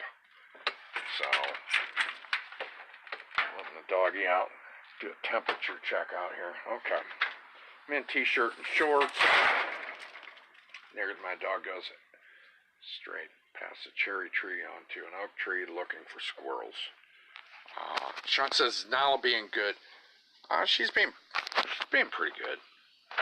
Uh-oh, neighbor dogs are out. Let's see, Jonah said, they said it was a safety hazard. Nala, stay. Nala? Nala? Nala? Come. She's not listening. Is she gonna listen? Go potty. Trying to get her to just do her business. The neighbor dogs are coming around. Good potty, Nala. All right, come. Come. Come on, Nala. She's not listening. She's going straight to the neighbor dogs and talking with them. Come on, girl. And they're doing this little thing. Jonah says they said it was a safety hazard. Sad thing is, when Frank Ciccinelli was mayor, he got money from the government to improve it. He wasted the money on other things and left it to fall apart. They say it was a safety hazard, too, if it would flood and possibly break over time. Well, that sucks. That stinks. Yeah, Nala is, we got two neighbor doggies that came over, and they're sniffing on Nala. They're boys, so they end up chit-chatting and sniffing hind ends and all that. Nala, come. Come on, girl. Good girl. Come on. She's being good. Come on. All right. I did my doggy talking. Come on, good girl. Didn't do anything wrong. But she's fixed, so don't have to worry about her getting pregnant or anything like that, which is good. Don't need any puppies running around. Yeah, that's a shame about that park, though. And I imagine it would cost a doo-doo dumb amount of money to get that fixed up, too. Imagine that is not cheap. So, but, yeah, that's terrible. Because that was, you know, that was the focal point, I would say, of that park, would be that big pond. And now it's just depression filled with tall weeds and shit, right? I mean, that's what it looks like. I mean, well, yeah, you guys said just weeds surrounding it. Yeah, that's shitty. Sean says, I wonder what the former mayor spent it on. Yeah, it's a good question, isn't it? I'll tell you what, I have not been very good with my civic duties or community involvement. Um, as far as keeping abreast of things and knowing what the hell's going on in my community as far as where money's going, I haven't done a whole lot of that. I should be more concerned about it, but let's see. Jonah says it was said it would be close to a few million to fully repair it, but they decided to lower part of it and make the pond area into a shallow creek and left the weeds. That's shitty. You know, people used to fish there.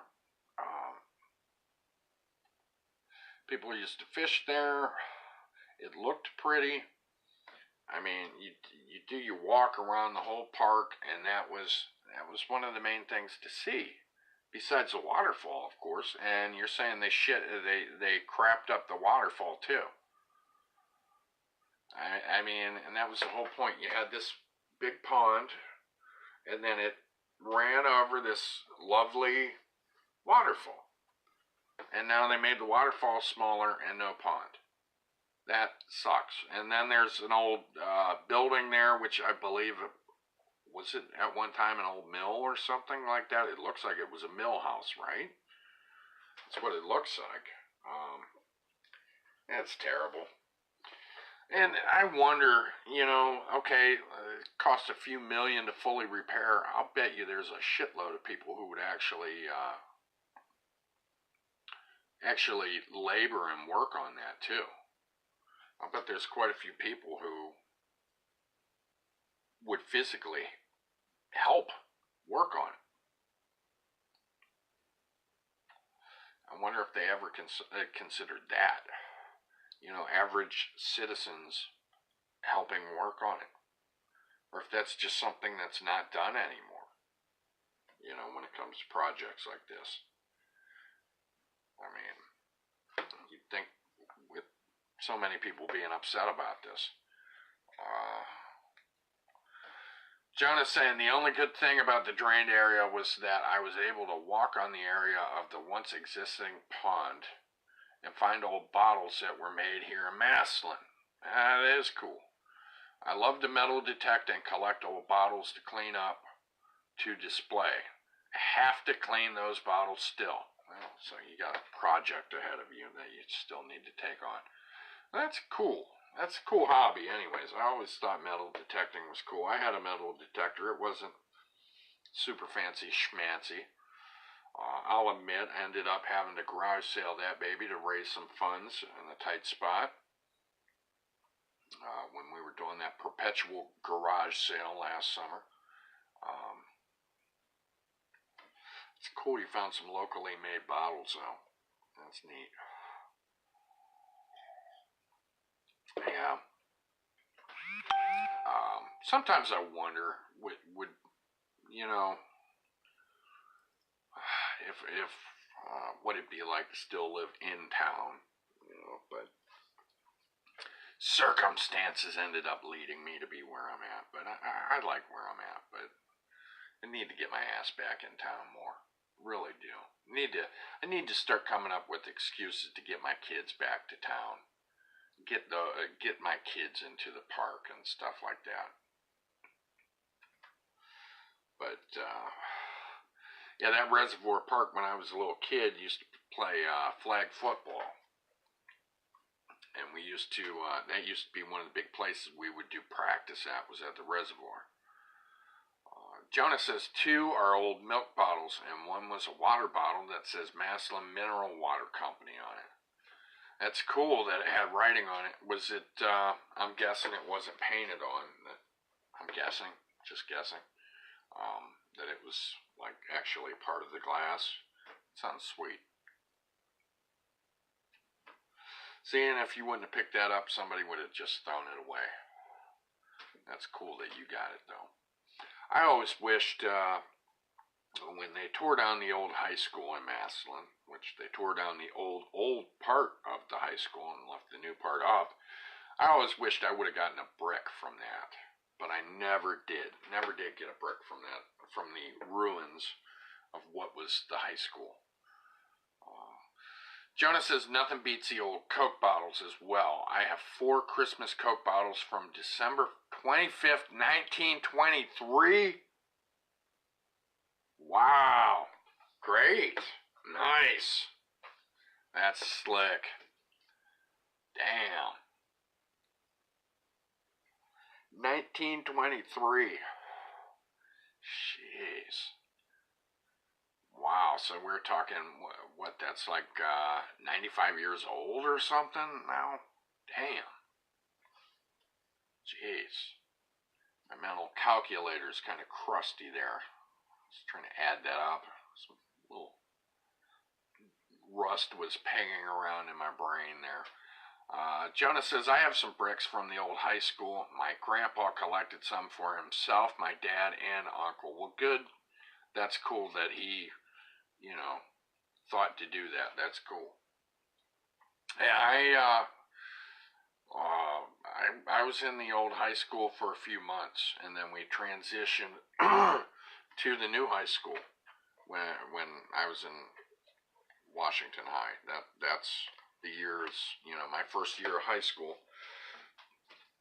A few months were spent in the old high school, which was awkward because, just when you felt you were learning your way around the school, because it was sort of like a labyrinth.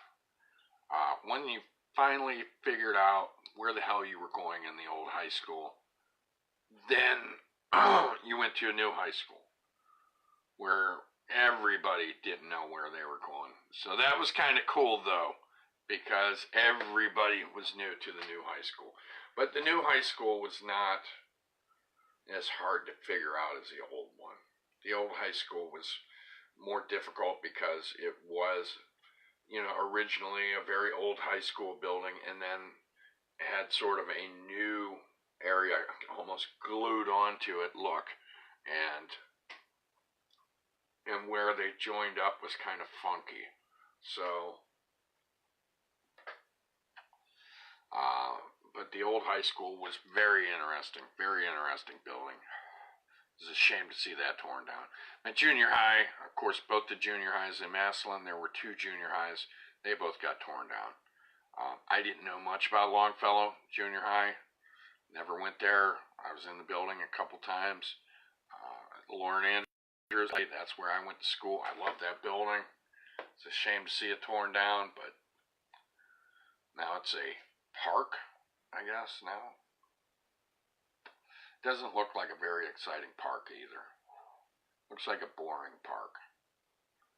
Looks like Overlook Park used to be, and it is anybody not from around these parts, Overlook Park was a pretty boring park. Wasn't a whole lot to do there. But I still went there as a kid. That was probably the closest park to where I lived, was Overlook. Not a very exciting park at all, but it was something to do. Alright, so what's on everybody's agenda today? Let's see. And Sean, question. When are you starting school? You're starting in January, right? And I imagine for your first year of school, you're going to be taking general stuff. Is that how college works? I haven't done college, guys. That's one experience I do not have. Oh, my dog's barking. Maybe somebody's here. I don't know. Yeah, what are you guys planning on doing? I'm going to get off here. I got to throw in a load of laundry into the dryer. Get that going. Sean, starting on the 14th of January. Wow. That's cool. That's cool. That's got to be exciting. That's got to be exciting looking forward to going to college, right? Got to be excited about that. Yeah, I've never been to college. I've thought about it a couple times. I thought, man, maybe I should get my ass in gear and actually do some higher learning. Let's see. Here we go. Jonah says that's exactly what my dad told me as well. He said that when the current high school was being built, he went there with my grandpa and stood in the current auditorium before they poured the concrete floor. I wish the old high school still stood so I could see the small hallways and the track above the basketball court. Yeah, that was pretty interesting. Longfellow Junior High once stood where the Salvation Army is now, which is a few blocks from me. And Lauren Andrews, as you said, is now park. Sadly, I can't explore those places either. Yeah, I'll tell you what, what was interesting is the main gymnasium at the old high school. It reminded me of a coliseum. It was pretty cool how it was laid out. If I remember right, we're going back many years, guys, and I only went there for a few months, but I believe that the bleachers and stuff were permanent there. They weren't the rollback shit. Sean is asking, where was Lauren Andrews located? Okay, on Tremont, on the southwest side. I was going to say across from Tremont TV, but it's not there anymore. And then I was going to say, well, it's beside Demmer Hardware, which isn't there anymore, but the building's still there where Demmer Hardware was. If you go on Tremont and you take it west over the river, you reach a light. At least I think there's still a traffic light there. You reach a light, and then after that light, on your left, a few houses down, there'll be a big area where it's mostly grass and shit. I think they have some park equipment now for the kids to play on. And that is where Lauren Andrews was. So you take Tremont over the river, and just a little bit past that light on your left will be where Lauren Andrews once stood. Jonah says, I actually have 2 yearbooks from the original high school that had some pictures of the gym. And then Jonah's talking about the Lauren Andrews. It is on Tremont across from the Montage Youth Center. Yeah, which the Montage Youth Center that you speak of, I believe, it used to be a Methodist church at one time. That was one of the churches to fight behind, before or after school. Jonah says the yearbooks were from 1914 and 1915. Wow. I bet the school was looking pretty good back then. When I went to the old high school, the floors in it, in the halls, in the old part, were like rippled. You know, I think they were brick floors. I think. I could be wrong here, guys. And they were like rippled and bowed and stuff. Sean is saying, were both junior highs on the same side of town? No. The Lauren Andrews was on the west side where Jonah and I were talking about, and then the Longfellow was on the northeast end, which is where the main Salvation Army building is. And that is off of, oh my gosh, guys, I can't remember what street that is. Is that 8th Street? Is that 8th Street? I'm not sure what street that is. Not from the northeast side. I can't think of what street that is. Is that 8th, 6th? I can't remember, guys. But that's over around there is where Longfellow was. So, but yeah, the main Salvation Army Center church thing is there now, as Jonah said. But yeah, so I don't really remember much about Longfellow because I had only been in it a couple of times. Lauren Andrews, Of course, I spent a lot more time in that school. But the old high school was really interesting because it was like two different buildings in one, because they had the newer part, which I'm guessing was built in the 60s, attached to a much older building. Jonah saying, no, Lauren Andrews was on the west side of town and Longfellow was on the north side close to me. Okay, well, if you know where Jonah lives, he could probably point it out better. I would rather have been a dragon than a damn poet. Thank God they had the new junior high for that, I guess. Yeah, that was funny. Because L.A., as it was usually called, because it's faster than saying Lauren Andrews, I guess, were the dragons. And our colors were green and white. The poets, Longfellow were the poets, which I think they were red and white. Maybe it was red and black, I'm not sure. But their logo was a damn feather pen. Yeah, no kidding. Yeah, I always thought that was pretty lame. And not just because I was from LA, I just thought, man, if I went there, it's just kind of shitty being a poet. You got a pen for a thing. Jonah says, I have my dad's Lauren Andrews yearbooks as well. It's funny to see his old pictures on how small he was then.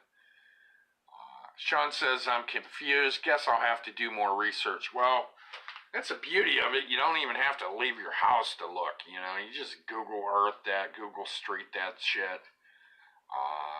Jonah says a big rivalry game was held at Bottoms Park, which still has a standing goalpost with green chip paint. Yeah, that's a park that the Bottoms has always been kind of the hillbilly cousin of Massillon's parks system. The kind of forgotten one that has never been as kept up or as neat or as cool as most of the other parks. It is what it is, but it's still a neat park because it's the Bottoms Park is it's called the Bottoms because it's got hills lining one side of it, and it is low. It's this big flat area at the bottom of these hills, and for anybody who's never been there, and it's pretty cool because it's almost secluded kind of from everything around. There aren't too many houses or buildings around it, so it's pretty cool. Which it has that walking path, which I can't remember what the hell it's called, but there's some kind of a walking path. I don't know if that's part of the canal thing or some shit. I can't remember. Sean says, hillbilly cousin, LOL. Don't you mean Metro Billy? Yes, I guess my Metro Billy would definitely be in place here. Yeah. It is, like myself, the Metro Billy of town, I guess you're right. Or redheaded stepchild, if you want to call it that. But not a bad park. I don't think there's particularly anything to do in that damn park besides play some football or something. From what I remember, they might have some park equipment. Might have a slide or something there now. I don't remember there being a whole hell of a lot of anything when I was a kid, but it was a place to get away from the grown-up world, and escape. To where, you go run around there and do whatever the hell you wanted to without pesky grown-ups. I'm going to throw my coffee in the microwave. There we are.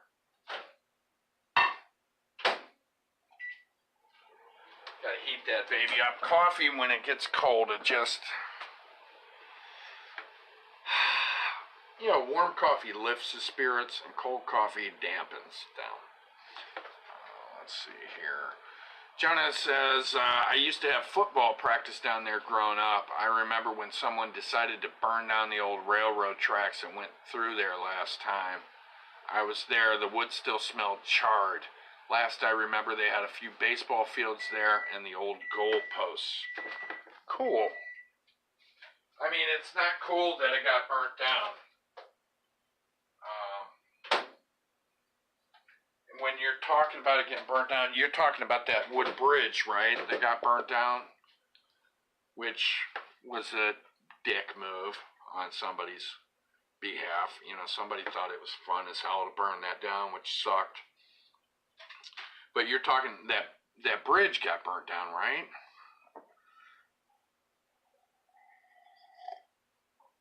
Ah, yes. That's nice and warm. Yeah, I think I'm thinking about the same thing. I remember there was. Am I thinking the same thing? Yeah, the Bottoms Park. Yeah, I don't know what that. You know, for a second there, they had some skating stuff set up there, like a half pipe or something set up there. I don't know if the city did that or if some kids built it. I don't know the story on that. Jonah says, yeah, it was a bridge that once had railroad tracks going across it back in the day. Okay, so we are thinking the same thing here. Yeah.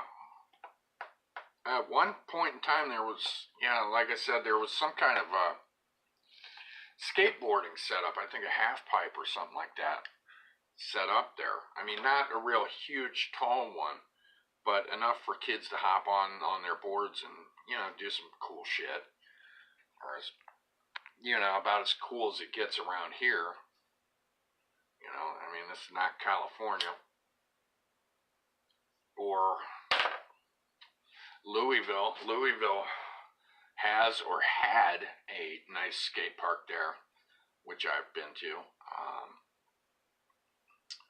which is funny because I'm not a skater, but I remember driving on the freeway on Louisville several times because I got kids that live in Alabama and going to see them, and looking down off the freeway and seeing one night this bright lit up area and there are people skateboarding in this cool skate park. So I'm like, wow, one of these days I got to get off the highway and find my way to this damn skate park. So one day I had extra time, got off of the highway and saw a kid skateboarding, saw another kid riding a bike, and I'm like, hey guys, where the hell is the skate park?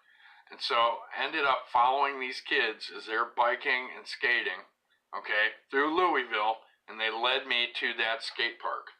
Now, and I checked it out and just watched people skate. It was really cool. I went there a couple years back, and the area around it had changed. More freeway was built up, and the neighborhood was very shitty around that skate park. It was pretty bad. But Jonah said, sad thing about the Bottoms Park is that multiple people have taken their lives down there. That's true. I know two people who have done that. To be found later on. It's sad when not many people go down there, and when they do, they come across something like that. Sean said, I actually know a guy that did. Yeah, it is sad. It's sad shit. It's terrible. But, yeah, that has happened in that park a few times, unfortunately. But, and I don't know why that is, that parks tend to get used a lot for that. They do. I don't know why. I think it's seclusion. You are kind of symbolically separating yourself from everybody else. I mean, I know I've been down and thing is, people, I don't know. I'm not going to psychoanalyze the whole situation. I think it's because of seclusion. No, I do think it's that. But I'll tell you, one time skipped school, skipped junior high school, and went down to the Bottoms Park. Okay, and it was pouring down rain this day. Well, now, like I already said, for anybody who doesn't know the park, the Bottoms is called the Bottoms because it's at the bottom of hills. Well, and the rain would collect on this field, and me and my buddy, I mean, we were just running around chasing each other and diving into this field on the grass. Water's going up everywhere. We were soaking wet. It was so much fun cutting school and playing in that park. I mean, we were drenched, but damn, did we have a good time. Fantastic fun. Although you shouldn't skip school. Jonah says, sometimes you never know what might be on a person's mind. Yeah, that's the sad thing is that so much of that is happening now. It's the numbers say it all, and the numbers are bad as far as people taking their own lives. It's terrible. I don't know what can change that, but Jonah says it sounds like fun playing in all the water and mud. It was a hell of a lot of fun, and it was I don't remember what time of the year it was, but we weren't freezing cold. We weren't warm, but we weren't freezing cold either. It was a lot of fun, though. Every now and then, do some cutting of the school and have some fun. Another time I cut school was on a damn rainy day. I don't know what it is with rainy days and cutting school, because you would think, hey, Paul, if you're going to be cutting school, don't you want to do it on a nice day? But, oh shit, Sean asked, did you ever get caught skipping school? I had to ask that, and the answer to that question, have I ever been caught? Yes, I was caught, and I'll tell you about that. One day I was cutting school from Lauren Andrews, LA Junior High, and went from the west side of town over onto the southeast side of town. Okay, crossed over the river.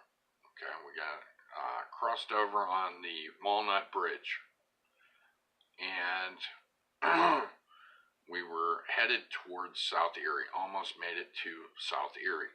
Okay, we're on Walnut now, and it never occurred to me that my dad worked afternoons. It never occurred to me that my dad might take that route to get to work. But of all of the thousands of people in that town, the one person who passed me and my buddy while we were cutting school and walking on Walnut to the southeast side of town was my dad. Oh yeah. Pulls over and says, you want to get in the car? I'm like, oh shit. Yeah. Caught. Busted. Yeah, my dad, of all people, of the thousands of people in the city who could have seen us walking, had to be my father. Caught us, me and my buddy. Nailed us. We were caught. I can't remember what the punishment was. I can't remember if I had to finish out the day in school. I cannot remember for the life of me. So it must not have been too awful. But then again, you guys already heard me. I'm pretty good at forgetting the bad shit that's happened to me, so I can't remember. Maybe I did take an ass whooping over that one. Cannot recall. But yeah, I got busted by my own father. Red-handed, red-footed, whatever you want to call it. I was busted.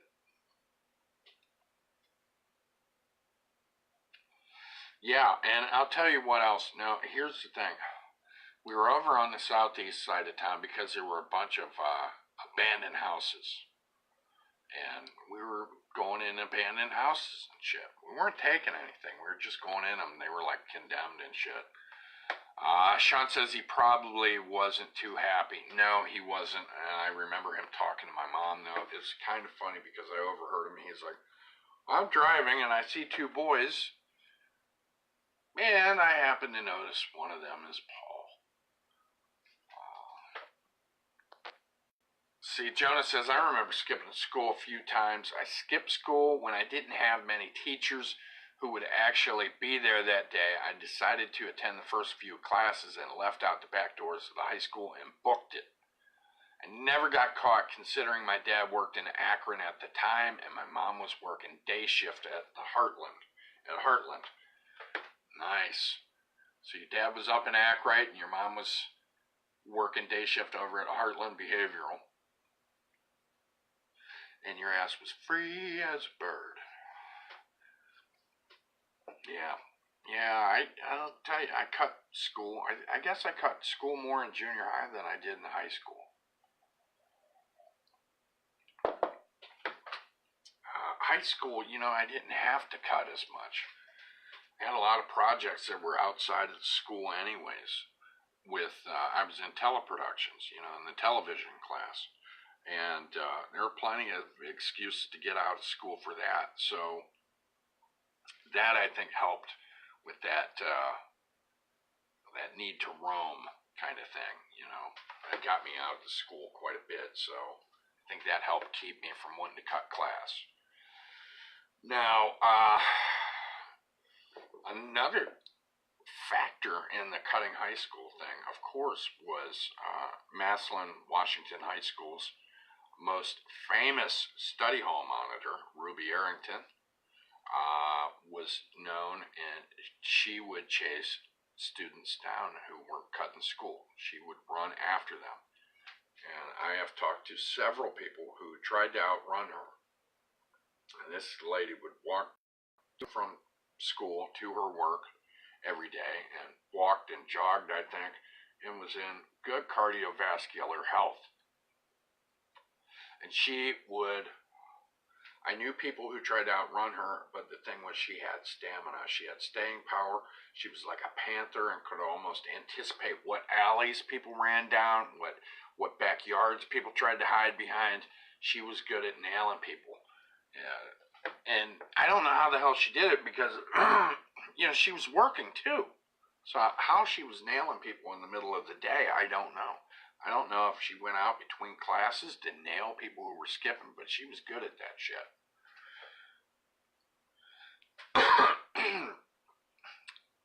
Jonah says, every time my construction teacher wasn't there and we would have a substitute, I would go for attendance and say I had to go to another class and then leave. Or if it was study hall, I would walk out the main doors, and this was before they put the metal detector and the improved buzzer system in. Construction was my last 3 mods of the day as well.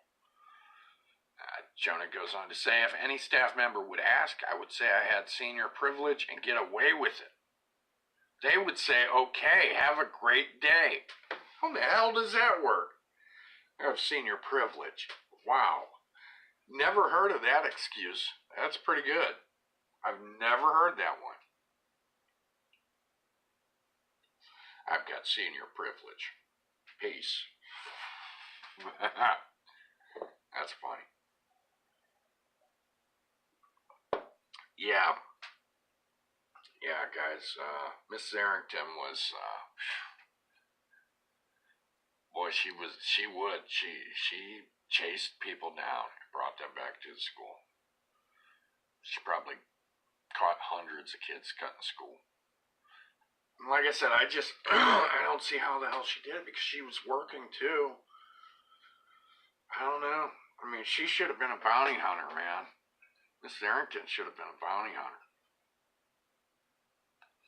Now, I heard, and correct me if I'm wrong, I don't know if it's true or not, I heard one of the study halls was named after her. If you guys know any poop on that, let me know, because I'd like to know that. But I heard one of the study halls was named after Mrs. Arrington. It's just what I heard. But I'm not sure if that's a fact. See. Wow. She was a nice lady, though. She was. But, boy, she didn't put up with bullshit. She also was, if you had detentions, she was the lady who dealt with detentions also. So if you had a detention after school, you would be seeing Mrs. Harrington. So I've seen her a few times, we'll put it that way. They used to also have Saturday detentions. I don't know if they still have that shit or not. I think some people called it Saturday school back in the days. They had a thing that with the Saturday detentions. And when I was a kid, they also had a thing called School 15. That's what they called it. And that is where the kids, the worst of the worst kids, ended up going and doing their school. That was outside of all of the outside of the junior high schools. I think it was for junior high kids.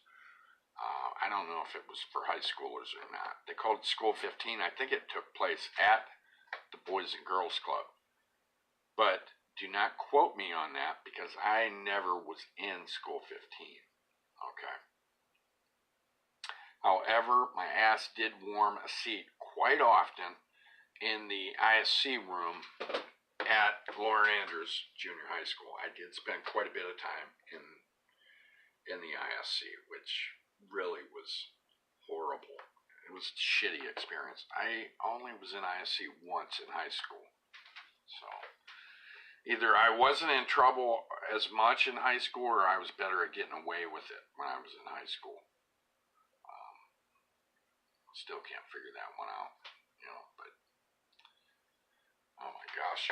See, time is 2:10. It's time for me to wrap it up. And I must say, I've got to get my ass busy. I've got me some laundry to do, guys. Some laundry to do.